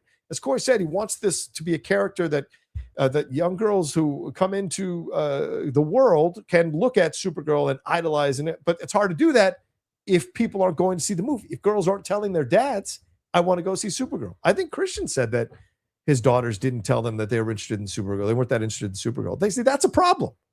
So you can make all the content you want, and you can champion young girls, creating heroes for young girls, and you want girls. But if they're not going to come out and see it, mothers aren't taking their daughters to see it in large numbers, then I think there's an issue there that needs to be addressed. And that goes back to the quality of the movie. That goes back to what you did with the movie, the storyline, all of that stuff here in the movie, and maybe all the way back to the beginning of this movie being pitched. Do you think this is a smart story to use to announce Supergirl into our DCU, a child bride, child trafficking storyline with her dealing with the loss of her family and the trauma of that? Do you think that's the smart move to follow up from Superman? And I think that's a valid point. If you had an origin story for Supergirl that I think was just as fun and interesting and exciting as Superman, which still had the trauma in it, like you could still have the trauma of the death of her family in it, because that's a part of Superman stuff as well. I think that could have been a much more engaging, attractive, interesting film. And I think young girls would have found themselves going to see it. And possibly if you brought in a young female filmmaker in her 30s or late 20s who really gets the material and grew up reading Supergirl comics, gets the core of that character, you'd have had possibly a much better movie in the end. But this is where I think when you pull it all the way back, you have to say that this is where they fucked up, choosing to do this story and then half-assing the story to try to protect themselves from any kind of negativity or any kind of diminishing the child trafficking thing, because they don't want to upset anybody and they don't want to make it too dark and all of this. Never mind, that has the Mad Max aesthetic and that she literally kills the villain in the end. I think stabs him twice or whatever. So, just a lot of questions coming out of this thing. And a week ago, I was like, I don't think this is going to affect DC or James Gunn too much. But as I sit here a week later, I see now that, yeah, this is an issue. And I wonder if this is going to be a problem for them going forward, attracting other directors to be a part of this. I guarantee you that Craig Gillespie on, I don't want to say signal chats, but am I blurry again? God damn it, dude. All right, I'll be right back.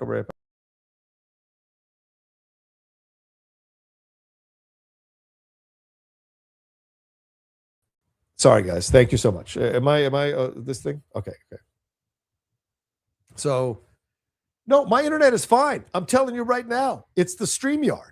I tested my internet this morning. I have 900 megabytes of download and 40 megabytes of upload. My internet is completely fine. I pay for the 1 gig, so my internet is fine. It's the fucking StreamYard. And I think I'm done. I'm gonna figure out what to do next. So we will see. Anyway, so we'll see what happens to Supergirl going forward. We'll see what happens with all of this stuff and how it changes DC and where things are going. It's going to be fascinating to see. And also to the Real Rejects, how about having me come on as a guest, Greg? How about me coming on, John? Let's have some conversations. Bring me on. I would love. I'll go on with you and Coy or Roxy. Let's have some fun. Bring me on that show for Latino to Latino. Come on, Greg. Get me on the show, for God's sakes. All right. Well, let's answer some questions, and we're going to move on to some other topics as well. Please send in your Streamlabs and Superchats as we go along. We have 400 of you watching right now. So send in. You'll have your questions, thoughts, and comments here. SJ60 says, thoughts on Mr. Terrific show if true? Is the Lex Luthor monkeys writing this? No, I don't think so. But I'm excited, and the fact that they're bringing in a writer for the Sandman, and who did something. What other thing? They just did something else that I thought was really good. Oh, I can't remember what it is, but I really liked what they did on that. So yeah, I'm cool with this. Tim says, I hope everyone is doing well. The Supergirl cut insights are yikes. Yeah, I agree. Thoughts on Klopp as the next Germany coach? Very happy. I wish couldn't we put Germany back in the World Cup with Klopp as the coach. Holy bleep, Flo Blanigan has actually freed. I agree. He's out now. Tomorrow he'll be there. Thoughts on our USA chance against Belgium? Well, it's better now against Belgium. Our chances are better now, but it's going to be a tough game. Kevin De Bruyne, Romelu Lukaku, these are not lightweights. Belgium has a very strong team, and people are like overlooking the Belgian team, which I think is absolutely ridiculous. It's going to be this is our toughest test, all right? Beating fucking Bosnia, beating fucking Australia, beating fucking Paraguay, and I know Paraguay gave France all they could yesterday, but that was not the same Paraguay team that we played, for God's sakes. So I think they overlooked us and got beat 4-1. I think they thought we were lightweights, and they got beat by underestimating us. That's what happened in that game. So but I don't think we've beaten anybody that strong yet. And so at the top of their game. And so we'll see what the Belgians have for us tomorrow night. But it's going to be a tough game, and I'll be live. I'm watching it live. KJ says, a few weeks ago, you had a debate with Harloff about what is a B movie. You said Arnold made B films until Twins. Great point on Arnold's early career. Yeah, they are. They were B movies. They were vehicles. No different than Van Damme films or Steven Seagal films. Yes, they had a little more studio backing because Arnold was becoming a celebrity. Sure, but in the end, look at, aside from Shane Black and McTiernan, I think there are not a lot of strong directors and writers on those movies. So, that tells me B. Wiley, sorry I'm late, Rocha. Hope you well. Thoughts on Room with a View? I've never seen Room with a View, Wiley, so I can't tell you anything about it. I know it was well received. I think it's the announcement of Helena Bonham Carter onto the scene, but I've never seen it, so I can't give you too much on that, brother. KJ says, female superhero films have the same issue with early black superhero films. The films need to be good to attract the audience. Remember Steel? Oh, God, Steel. Yeah, woof. Yeah, people, and you know what? There's the thing, and people are going to get mad if I say this, but I don't give a fuck. The white power structure in these studios, and it doesn't mean that it's all white, it's predominantly white, needs to understand that. If you're going to make a female-led superhero film, a black-led superhero film, a person of color-led superhero film, you need to bring the best artists, the best directors, and you need to have a smart vision from the beginning. From the fucking beginning, if you're going to take this on, because clearly the audience is not going to go, and there's going to be forces ready to jump on social media to destroy you. So you need to think, Marky SY, and this is why I think it's a problem to have predominantly white executives in a lot of these studios, because they don't get it. They don't get it. Or, there are people who are very liberal and are like, it shouldn't matter. It shouldn't matter. And I understand that. I would love to live in that utopian world in reality, but it's not the reality. And so you have to understand that as a white executive, that if you're greenlighting this shit, and I'm even talking to Gunn and Safran, who are both white, and Gillespie is a white director. If you're greenlighting this stuff, and they're male, you got to understand what's happening. You got to bring people on. That's why I like Abdi and DeLuca. You get a female point of view, you get a male point of view. Yes, they're both white, but I like them being a part of this thing. And so eventually, we got to have more executives of color, more female executives of color, more black executives in these movie studios. If you're going to be doing these things, it doesn't mean that everything a black executive is going to choose is going to be perfect for the black community and make $100 million, $200 million, or $500 million. No, but you are opening the door to something you might not know, or you might not understand, or to see things in a certain way that you didn't see them because that's not your experience. And there's nothing wrong with that. That's part of growing, to have more people in your life who have different points of views, who have different perspectives. So you can go, wow, I never saw it through the black perspective, or the Latino, or the Asian, or the female perspective, or the female of color perspective. I never saw the minutia and the nuances in those approaches. And I think it's important. It's how you grow as a person, how you can grow as a studio, for sure. Marcus says, I'm curious which version of the song they wanted to use. Cyndi Lauper's version is itself a cover. True. Robert Hazard's original version is more of a fast-paced punk song. Might have actually, Marky, that's a great point. Would it have been Robert's original version? That is a great, I totally forgot it was a remake. Right. No, I got a feeling they would have gone with Cyndi Lauper's version. It's a female-led movie, There's no way. I wonder if they had her record a new version of it, though. That's a possibility. SJC says, Marvel's 1 and 2, Wonder Woman 1 and 2, Supergirl, Ballerina, Black Widow. Why do you think there was a disconnect with audience? Early WNBA and WWE took a generation change.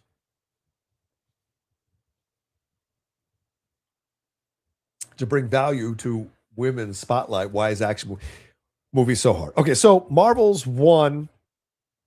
So you're going to say Captain Marvel, that made $1 billion. So whatever your issues are about the quality of the film, it made $1 billion. That's out of the equation. Marvel's 2, certainly, that was a bad movie. That's just a bad movie. Okay? Wonder Woman 1, that made money. Why? Because it's good. Wonder Woman 2, that was destroyed. Why? Because it's bad. Ballerina, bad. Supergirl, I think is okay. Right? Fine. Black Widow, I think is good to the third act. The third act is shit because you cast the wrong guy to be the villain. Ray Winstone has no business in that movie playing that character. He is so miscast. And again, you don't lean into the fact that this is a man controlling women to do what he wants them to do. That should have been explored much more in a much more interesting way and much more nuanced, so that when the end happens, there is a catharsis for us as the audience watching the movie. There's almost even a revenge storyline bubbling below the surface there that occasionally pops up and is obvious, but that could have been a part of it being satisfying. So I don't think so the disconnect with the audience is when you deliver a film that's not good or not overall great. Yes, the audience is not going to come, and the audience is not going to be there. Even women, as Supergirl showed you, are not going to come if the film isn't universally praised or overall great. Because women don't have to come. Women are a power now, a financial power. No matter what these small dick incels want to cry about, shoving pizza in their mouths and popping acne off their faces, women are legitimately a financial power in this world. That's why the WNBA is able to pay salaries in the millions now, hundreds of thousands. Sorry, the salaries in the hundreds of thousands with endorsements in the millions. The NWSL, the Women's Soccer League, they're buying players for millions of dollars and paying them salaries in the millions. So women hockey is starting to slowly blow up. So women's sports is a massive thing, and there's good money in it. There's the incels are crying about it, but it's not fucking true. The reason the WNBA and the WWE survived is the WNBA always had the top talent in the league. Now, sometimes were they also playing in Europe because they couldn't pay them a lot of money? Yes. But Diana Taurasi, all these women who came through, Lisa Leslie, the OGs, Cheryl Swoops, those are the OGs, man. They were there from the beginning. And although men were making fun of the WNBA, including the NBA players, some of those assholes were making fun of the WNBA, these women were out here balling like crazy because they understood the foundation they were building, where it could take them, where it could lead them. And here we have Caitlin Clark is born from the beginning of the WNBA. She has spoken about people like Maya Moore inspiring her. So you have to have that. With the WWE, it was when these sexist fucks who only saw women as TNA vehicles put down their shit and let women come in. And no, it wasn't Stephanie fucking McMahon. It was the audience. The audience was clamoring for more women who could actually wrestle. The audience will always tell you that. The reason the audience didn't go see Supergirl is because it's not that good of a movie. It's a fine movie, not a great movie. They don't need to make time for it. The audience will always tell you. You have to listen and not insult the audience. Triple H insults the audience way too fucking much because it's convenient for him to do so, but it's stupid. Now, I don't say the audience is right all the time, but the audience is right more or equal to any executive in any field on anything. And so you have to be aware of that when you look at it. So I think that's the disconnect. You got to bring your A game or don't bother. Cages, what was your reaction to Supergirl 84? Definitely a guilty pleasure movie. Yeah, I've only seen it once. Is fine. But look, I have a Helen Slater crush from the 80s. So, I like her. But I will watch Secret of My Success way more than I'll ever watch that Supergirl movie. Faye Dunaway's miscast. Peter O'Toole what is he doing in that? So there's a lot of questions around that movie that weren't that great. But I love her, so I support her. And she's great. If you guys haven't seen her on the Michael Rosenbaum podcast, you got to see her on the Michael. She's a great interview on that. Jay Dash says, I just don't understand why we overcomplicate these things. Supergirl wasn't very good. It isn't because she's a woman and it bombed. It failed because it wasn't good. Flash had white males and bombed. Yes, I agree. I agree.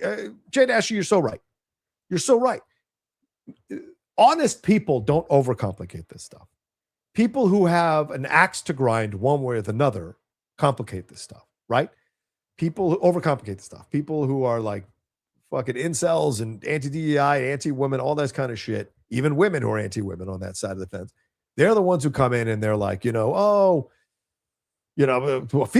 why are they doing this? This sucks. Female-led, blah, blah, blah, blah, blah. On the other side, people are like, no matter what it is, female-led, it's amazing. I don't care the quality, it's amazing. So neither one of them are healthy or good for honest discourse. And so when you look at this kind of thing, people in the middle are not overcomplicating things. It just wasn't that good of a movie. You may have enjoyed it, but it wasn't that good of a movie. And the audience is telling you that. Because if the word of mouth was strong enough coming out of this movie, more people would have gone to have seen it. And right now, I don't know if you've seen that box office, but right now, Supergirl, it's an 80% drop. An 80% drop, which is insane. Jay Dashio says, went and saw Young Washington, was totally prepared to hate it or be preached to, shocked. I enjoyed it as much as I did. Sure, glorifying Washington, but it was entertaining and a feel-good movie. Shocked I wasn't preached to, respected Angel Studios for just sorry. Shocked I wasn't preached to, and respect Angel Studios for just making an entertaining movie. Yeah, they did. They made an entertaining movie for sure. And it's made $20 million, I think. And I predicted on Christian Harloff show that it would be in the top 5. I didn't think it would be that high, but I think it's 3rd right now, with Supergirl a distant 4th or 5th. Cake Batter, DC and Marvel should take notes from the K-pop Demon Hunters. That was a superhero film. Oh, for sure. But that's also animated, and they didn't release it in the theater. So would K-pop have done well financially if there was a thing? I don't know. But quality-wise, I think you're absolutely on point on that comment there. Anthony Juices, the unreleased Batgirl film versus Supergirl film. Thoughts? Yeah, I would love to know.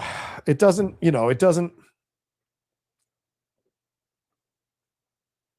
It's not a good look, shall we say, to have shelved the female-led film from the person of color female versus and then release the white female-led film. But then again, I don't think that Batgirl was going to be part of the James Gunn universe, so they felt it was the easier choice to just shelve it.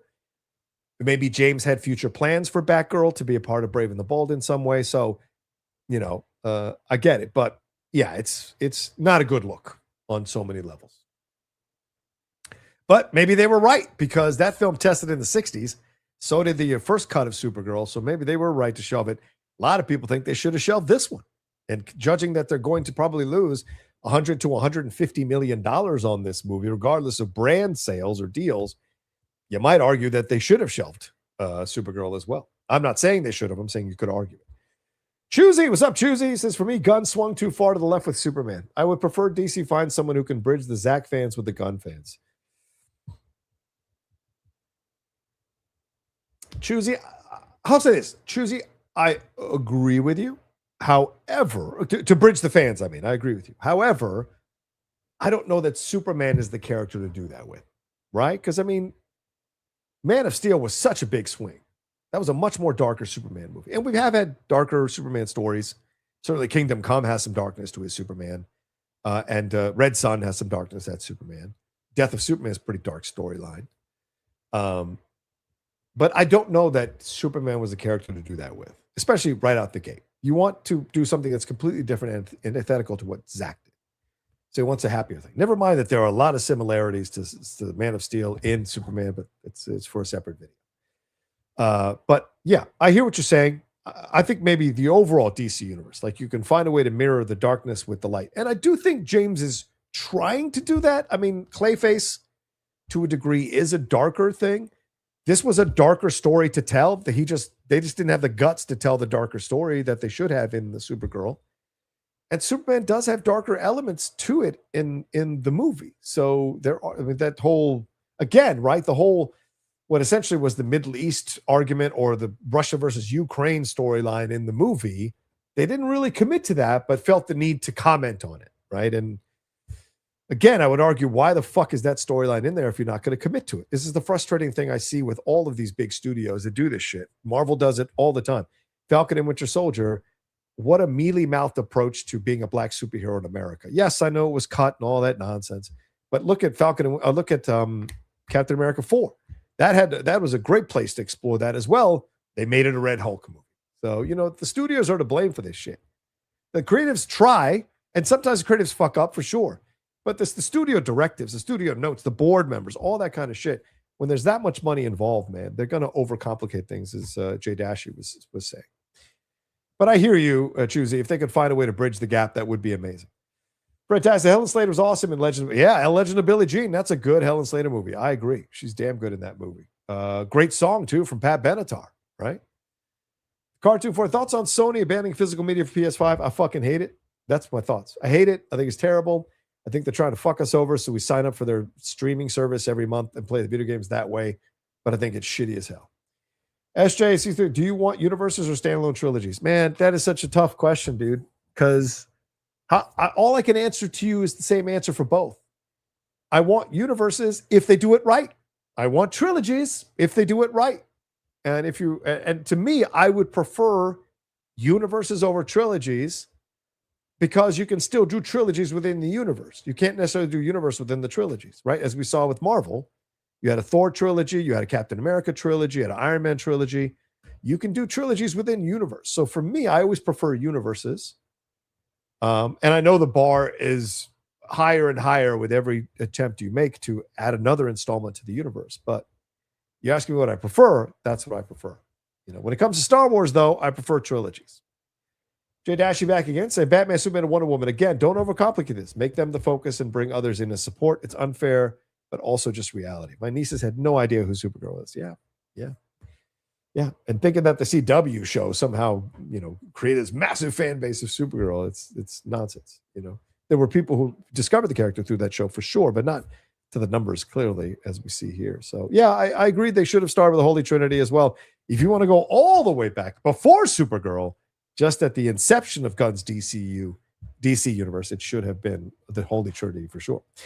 All right. Are those all the questions for now? Yes. Oh, I didn't check if I had any Stream Labs. Do I have any Streaming Labs? Fred, you send anything, Fred? Usually. Oh, okay. We've got a couple of these. Let me read these. Eliezer Santiago says, why is it that when it's a female-led, it has to be about female empowerment? Why can't it just be a movie with a female lead? Millie was fantastic. Sucks the script was bad. All these articles attacking her need to look inwards. It's shameful. I agree. Anybody attacking her for her looks or the performance, you're a fucking moron, because she's good in the film, and she's a damn good actress. And I thought her performance was good in the movie. So, but I hear you, Laser. Like, we're beating, and look, this is, look, and some women might be upset about this, some female fans who listen to me about it, and I totally get it. But we have got the female empowerment thing. I think, we've seen a number of things. We've seen it not just in superhero, like we see it in all media, the female empowerment thing, like female empowerment. We've seen it also done really badly, and really ham-handedly and clumsily and awkwardly, where it's really undercut the message. And so I think we've got to get to the point now where we can hit on these issues, but they don't have to be the overarching issues, right? And I think that's a fair point you bring up, Eliezer. Like, we can write these stories. They don't have to always be female empowerment, because women are human beings and they go through the things that men and everyone else goes through. So, the body changes are different, of course. And that's unfortunate for a lot of women, the perimenopause and all of that stuff. Of course, it's terrible. But, there are the human things that we go through. We all want to achieve things. We all have some level of ambition. We all want a desire for security. We all want a desire to succeed. We all feel the same emotions for things when they come for us: pain, sadness, loss, grief, all of those things. We're all petty. We're all judgmental. We're all, in a lot of ways, capable of horrible emotions. Being male or female doesn't necessarily dictate whether you're a positive or negative person. It's all who you are as a human being. I've met quite a lot of shitty women. I've met quite a lot of shitty men. It's all the balance in life, in the military, outside the military, in this job, in other jobs, in performance, in acting. Oh my God, I've met some very ruthless, ambitious men and women in the business. So this idea that one gender is intrinsically better than the other gender, I think for me, as I get older, I kind of reject that. But I do think both should be equal. I do think both should have equal opportunities. I think both should have equal opportunities to achieve things in life. And should be able to be seen equally in movies and what have you. But it doesn't always happen that way. And hopefully we'll get to a point down the road. I think we'll all be dead by the time that happens. This generation will be dead by the time that happens. But this is transition time. This is laying the groundwork time, and we'll see where we go from here. Chef E.O. Quinn says Gunn should have created a DCU to bring the fan base together. Instead, he swung far left from what Zack was doing and alienated those fans. I really dislike Superman. I'm not invested in the new DCU. Hey, that's your right, and that's your feeling, and I respect it. But quite a few people got pulled back who the Snyder DCU alienated. So you just were replaced by someone else, and so that's kind of how it works. Fred says, hey, John, funny how incels forgot how we got here with diversity in movies. The white hero wasn't making money, but more inclusive movies were, right. So the studios did what they always do and overcorrected and then started blaming DEI for their mistakes. Exactly. Black Panther is a very black movie about black issues in our world and about like Africa versus America, like black African versus black American. Like they were able to go to all of these places in even female versus male, right? With Shuri versus T'Challa. They were able to go to all of these places and explore this kind of stuff that worked really well. Why? Because you had a great director and a damn good script, right? And that's what came across here. And so, yeah, At the end of the day, it's all about quality, really. Everything else is just fucking noise. Everything else about female-led or person of color-led or black-led or this other thing or DEI or whites only, it's all fucking noise, man. At the end of the day, if something is good or great, odds on it's going to make money when it comes to movies. Yeah, you'll have the occasional one that doesn't. Blade Runner, Out of Sight. You know, there are movies, It's a Wonderful Life. There are movies that didn't do well in the box office overall, but become, you know, much more appreciated down the road. But overall, it's about making great stuff. And I would say 90% of the time, if you get it right and you have a good movie, a great movie, or a TV show, people will watch and people will go see it and it'll make money, you know? Let's see. One more. All right, so 3 more here, I think, before we move on. Wiley, why do you think Gunn's quality of soundtrack's gone down since Guardians? Is he just cocky with skills? No, like anything in life, if you do too much of it, it starts to lose its uniqueness and you start to see the cracks, right? Tom Brady did not have a great season every season he played football. There were some tough seasons for Tom where he blew it in the playoffs or blew it in the Super Bowl, right? Peyton Manning, great seasons, got in the playoffs and more often than not shit the bed or underperformed, right? So that's the thing. The more you do something, the more cracks show, the more you look at Pixar. Even Pixar started out great. Then Pixar has been uneven over the last, 15 years, 20 years, right? And so you can't, no one bats 1,000. No one bats 1,000. And eventually you run out of songs and all these kinds of things, or you pick the wrong ones because you're not as sharp. When you're doing one movie, it's very easy to just focus on that movie. I think one of the gifts of Tarantino is that Tarantino takes so much time between movies that he has time to think about the songs and where he wants to put them. And so for 9 movies, I would argue that just about every one of his soundtracks is a keeper. So that's the thing. You just have to create space. It's no difference than that. If you were to eat your favorite chocolate every day, eventually you would get sick of that chocolate and it wouldn't taste as good. So is that a problem of the film? Is that a problem of the chocolate maker? Or is that a problem of the fact you're doing too much of it? That's the thing. So Jade Ashley, I'm so with Fred's comment. Can't believe I'm saying this, but Young Washington just told a fun story. Wasn't preaching the rights message, just told an entertaining story of an important figure. Well, I haven't seen it yet, so I will make up my mind this week for sure. I almost went yesterday, but it was too busy. And I almost went this morning, but I wanted to go live. So we will see when I see it, what I feel about it, because I'm a big history buff and I love George Washington, but I have a feeling this is going to be a little bit like, just don't think about it too hard. KCG says, is it fair to say Supergirl isn't a good movie if the audience scores 74% from thousands of people? Critics with their platforms seem to have one take. No, we don't. We're all over the place with fucking Supergirl. I don't know where you're getting that, KCG. We're all over the place. You know, I can pull up Rotten Tomatoes if you want. We'll go through the top critics and how many people are split over that. So there is not one take on Supergirl at the fuck all. As for 74%, that's what is 74% at school? That's a C, right? 74% is a C. Do you think your paper is good or your school project was good if you got a C? Did you bring a C home to your dad and mom or like, look how good I did. I got a C. No, right? B or A, that's what you're aiming for, because you know if you bring a B and A, unless you've got a really type A parent, if you bring a B or A to your parents, they're happy. But you don't bring a C paper to your parents and go, this is good, right? It's not. So, yeah. No, it is the same. It is absolutely the same. But you may not like it, but it's totally the same. It's totally the same. I mean, because you could make a case, like people, like, what do you think 65% is good? It's above 50. So technically it is good. Like that doesn't make sense. 80 to 90%, that's where good lives. Anything below that is middling or not that good, you know, or fine. Average. C is average, not good. Average is not good. It's average. They wouldn't come up with a new term for it if it was good. Jay Dasher says, definitely glorifies Washington. Historically, he was a poor tactician. He was, yes. Like you said, just don't take it too seriously, but not offensive to me. Yeah, so it's a good time in the theater, but it shouldn't be taken seriously. Yeah, that's fine. That's okay. I would go see it. Yeah, 50 is mediocre, not average, mediocre. So, all right. That was all the questions, I think, for now. Let's move on to another story here. Let's talk about Heat 2. Y'all, Heat 2 is happening. we got the thing finally after a year of negotiations. DiCaprio has decided he will star in Michael Mann's sequel, which will start shooting in November. According to The Wrap, this is coming to us from The Wrap, DiCaprio will tackle Chris Shiherlis, who was played by Val Kilmer in the original.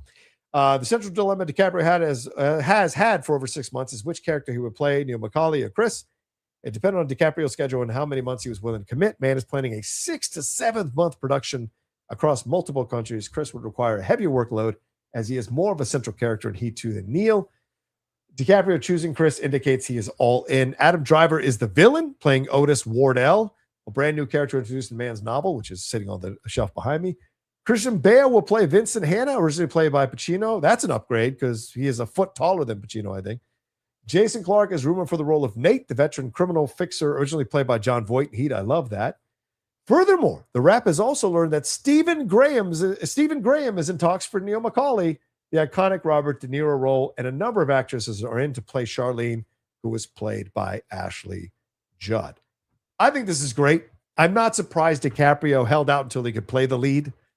DiCaprio is, he's got a healthy ego on himself. And so I'm not surprised that he held out to the point where he could play the lead in this film. So now he's playing the lead. And so he will be the lead in this. I'm excited.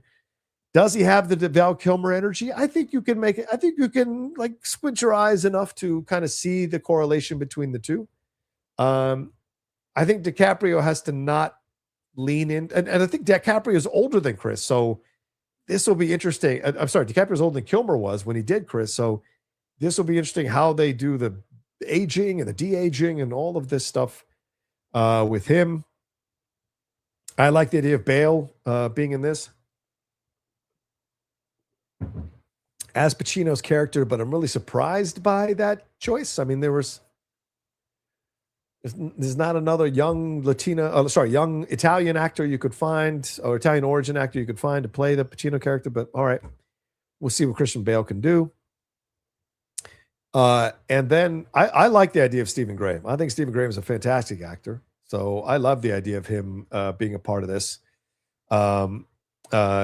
And someone posted, like, I think it's a aura loss to go from De Niro to Stephen Graham. And that's utter nonsense. Like, I think De Niro was, of course, incredible as Neil McCauley, but this is a younger De Niro. So you're going to bring in someone like Stephen Graham. Steve Graham's a badass, man. If you haven't seen him in fucking Adolescence or seen him in 1,000 Blows or seen him in all these other movies he's been a part of and TV shows he's been a part of, you're a fool. I mean, you can't speak from ignorance. If you haven't seen a lot of Stephen Graham shit, why the fuck are you talking shit about his aura? If you haven't seen him in these films where he can be a real ruthless badass, then what are you doing? If you think he's his character in Snatch, you're a moron. There's so much going on with Stephen Graham as an actor that makes sense for him to be a part of this. So this is a hell of a cast, man. Now my concern is, can Michael Mann deliver a good movie? Because as Jeff has said, the novel's a little uneven. And Michael Mann's recent films, not that strong. So you have to wonder where we're going with that. So I'll be curious to see if he's going to be able to get it right and if he's going to be able to get the people to be on board. Because, I mean, listen, fucking, what was it? Ferrari had a lot of good actors in that movie, and it was not a good movie. So as Michael Mann lost his fastball, all of these actors being a part of this with source material, if he doesn't nail it, it could be a bad situation for him overall down the road. We will see. All right, let's talk about, Spider-Man Brand New Day? Let's move on to Spider-Man Brand New Day. Where is that story? I know I have that story here somewhere. Where is it? Where is it? This is it, right? According to Box Office Theory's latest report, Spider-Man Brand New Day is eyeing the biggest opening weekend of the year at the North American box office. Early estimates reveal it is expected to earn between $212 and $255 million at the domestic box opening in the weekend. It will be the biggest domestic debut of the year. Can it beat Spider-Man No Way Home's historic debut? By the way, that was like right as we were coming out of COVID or still somewhat deep in COVID. It made $260.1 million at the domestic box office in its opening weekend. It's the second biggest opening weekend at the box office in North America, only behind Avengers Endgame. And I think the film, let me see if I can go back to I think they're saying it could be over $500 million worldwide in its opening. I've seen the figure of like 555 or 500 and something. Where is it? Where's the? Yeah, Spider-Man Brand New Day. This is from at Cinema. Oh, sorry, Cinema Solace at Solace Cinema. They say Brand New Day is eyeing a $550 million opening weekend at the worldwide box office. $500 million with no IMAX screens. That's going to be curious to see. Will that be what happens? I am so interested to see that. But I mean, that just tells you that. And I also think, because a lot of these films that have come out at the beginning of this summer have been letdowns across the board. Mando, Grogu, Supergirl, Masters of the Universe, Disclosure Date for some people, and I can't remember what the fifth film was, and even Minions is underperforming for an opening weekend.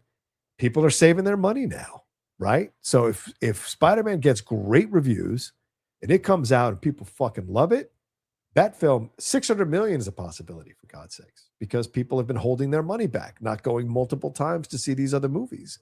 So Spider-Man could benefit greatly from that situation. We will see if it does. But I think this is fascinating. People are going to be excited to see that movie. Karen says, I don't care about superhero movies anymore. Well, Karen, for Spider-Man, he transcends all that shit. And he's one of the biggest superhero characters ever. So I think he's going to be just fine when it comes out and make the money that it's making. So, all right, let's move on to the Odyssey. We got some information on the Odyssey, some recent interviews, of course, a lot of influencers. It was all bullshit. The influencer screenings have happened.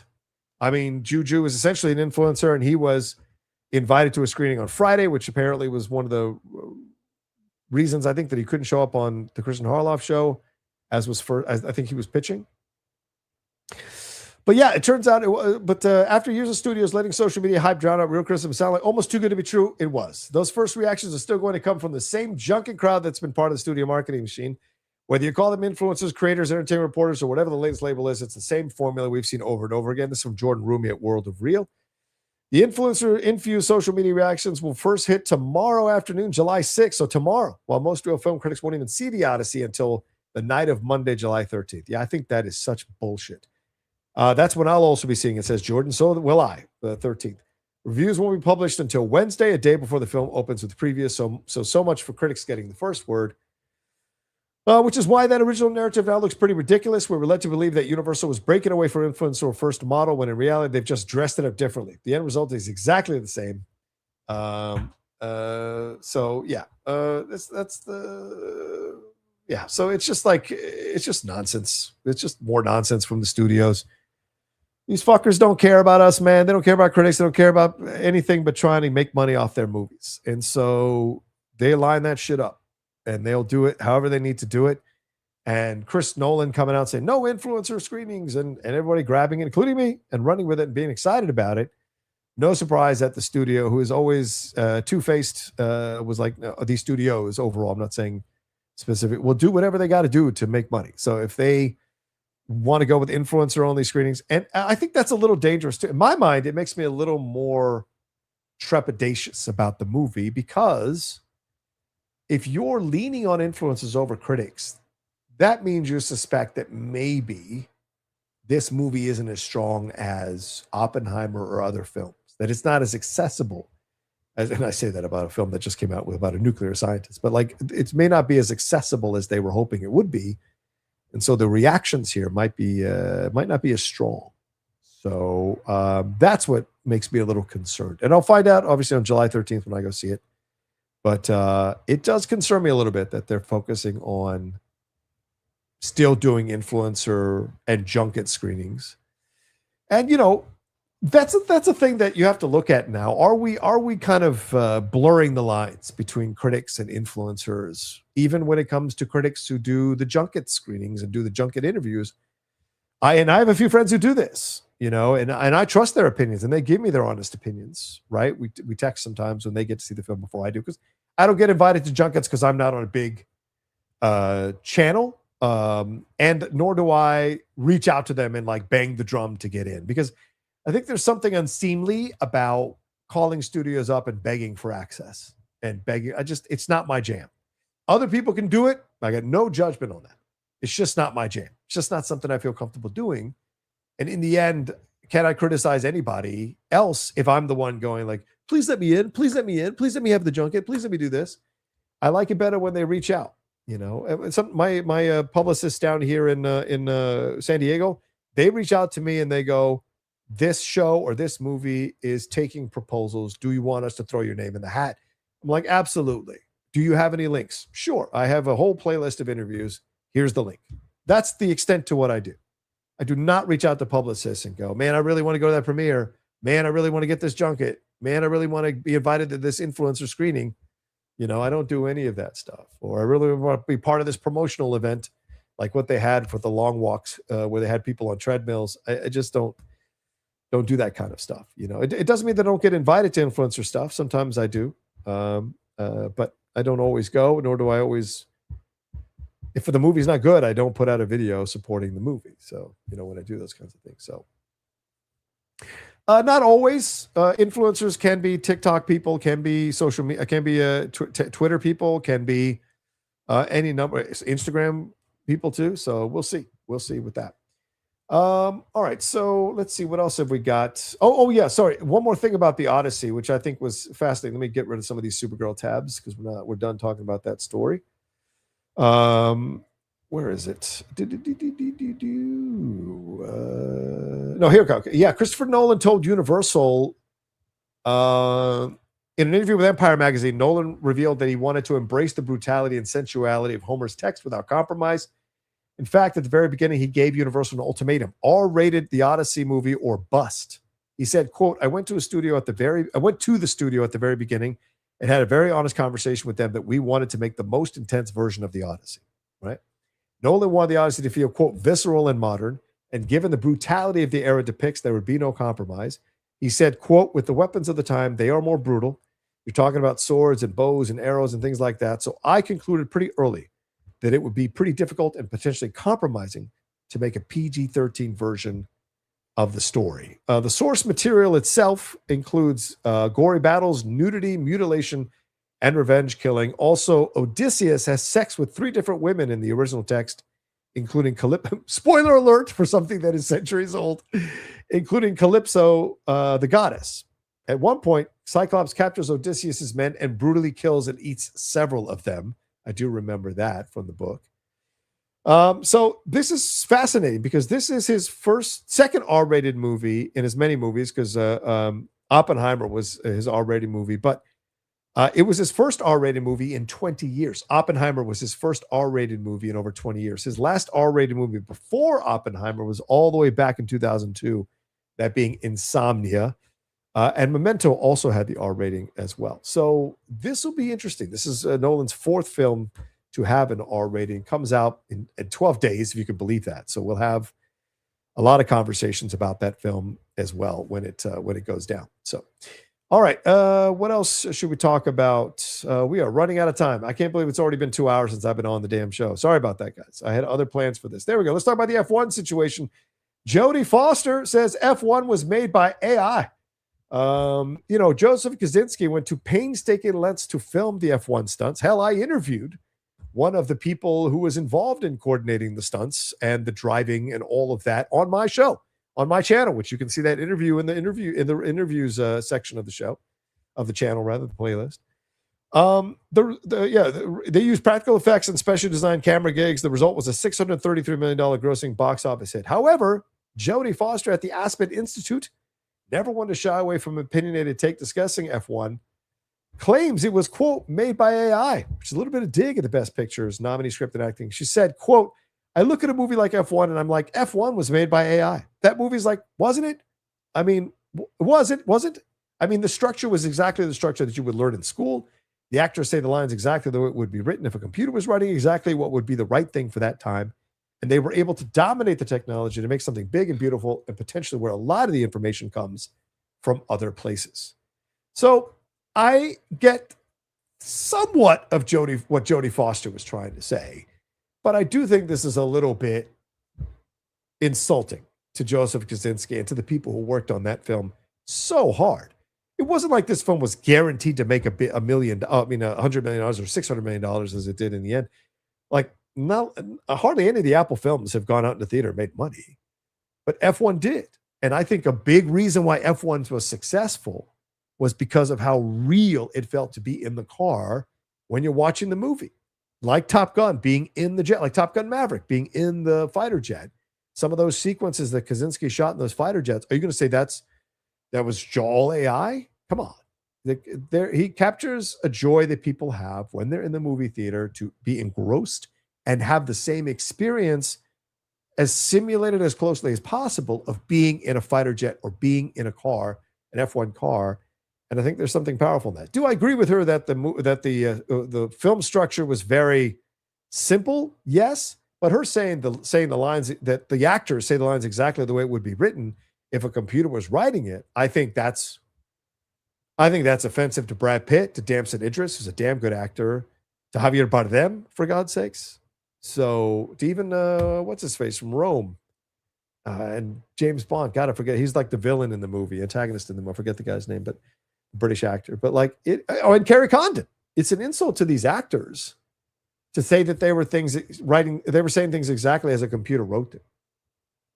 Look, it may not have been the best script, but I don't think Brad Pitt is getting that kind of emotional moments that he gets in the movie, or Damson Idris as well, without those lines being something they can access emotionally and deliver with power.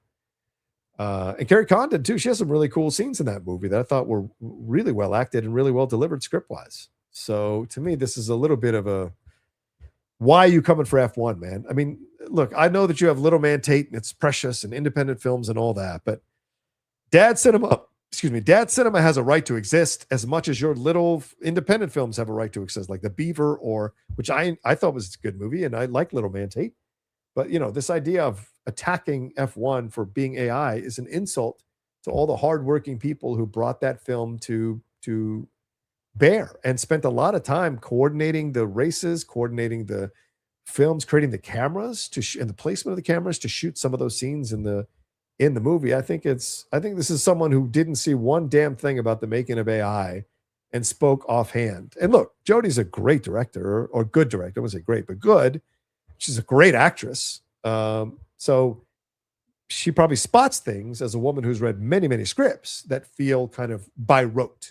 And I don't think there's anything groundbreaking to say the structure of the film is very simple. I think it is. But I think to say that it's AI, I think there's something really wrong with that. Unless it comes out that AI was instrumental in writing that script, I just think that that's really offensive on so many levels, and I think she should have thought twice before saying anything like that, because you are shitting on a fellow filmmaker. And I think unless you have really strong evidence, I think it's a shitty thing to do to someone who is in the same business you are and trying to make it. So, all right. Is that everything? I think that's all the stories I wanted to talk about today. I did want to do my top 10 films that convey the American spirit, but I think I'll have to save that for a separate video, especially because we're now down to like 280 people or 290 people watching us right now. So I've gone on long enough, 2 hours. I have to get to other things. I have to get some lunch in me, for God's sakes. I haven't eaten since 9 o'clock this morning. So it's been 4 hours or 5 hours since I've eaten. 4 hours. Yeah. So I got to get some food in me. So, so there we go. Let's wrap it up there. Thank you. Oh, wait, let's answer some last questions. Sorry about that. Let's get to the last questions, and then we'll get on out of here. Cartoon 49 says, saw Apollo 13 yesterday. Solid film. Very good film. I agree. Very good film. Greeny from Oz says, missed an F1 race tonight, mate. Oh, I was curious, so I looked up if there was any streams to watch with it. A bit politically incorrect, but there wasn't many at all from a more Western cultural perspective. I know, Greeny, you keep pushing me to fall into F1. Let's tell you what, they were showing it this morning at 6:30 in the morning here on the West Coast. So you'd have to give me some time. Maybe I will become an F1 person and then start doing some of these. But I like that you're pushing me to do it. And I like your Interstellar. I think that's your Interstellar avatar there. But let me see. Let me think about it, Greeny. I appreciate you wanting me to explore this. Is that everything? Yes, that's all the questions. All right, let's wrap it up there. Thank you all so much for joining me here for another episode of The Truth. 3 times in a span of 7 days. Pretty surprising. As I said, later on, I'm going live at 5 o'clock to do the watch along of England versus Mexico. I will be cheering for England as a person who is a big fan of the U.S. men's national team. Mexico is our rival. And I'm a big Anglophile, so I will be cheering for England. I'm not cheering against Mexico, but I am going to cheer for England. So let you know that. And then tomorrow night, of course, I'll be live at 5 or a little bit before 5 for the United States versus Belgium here on the channel.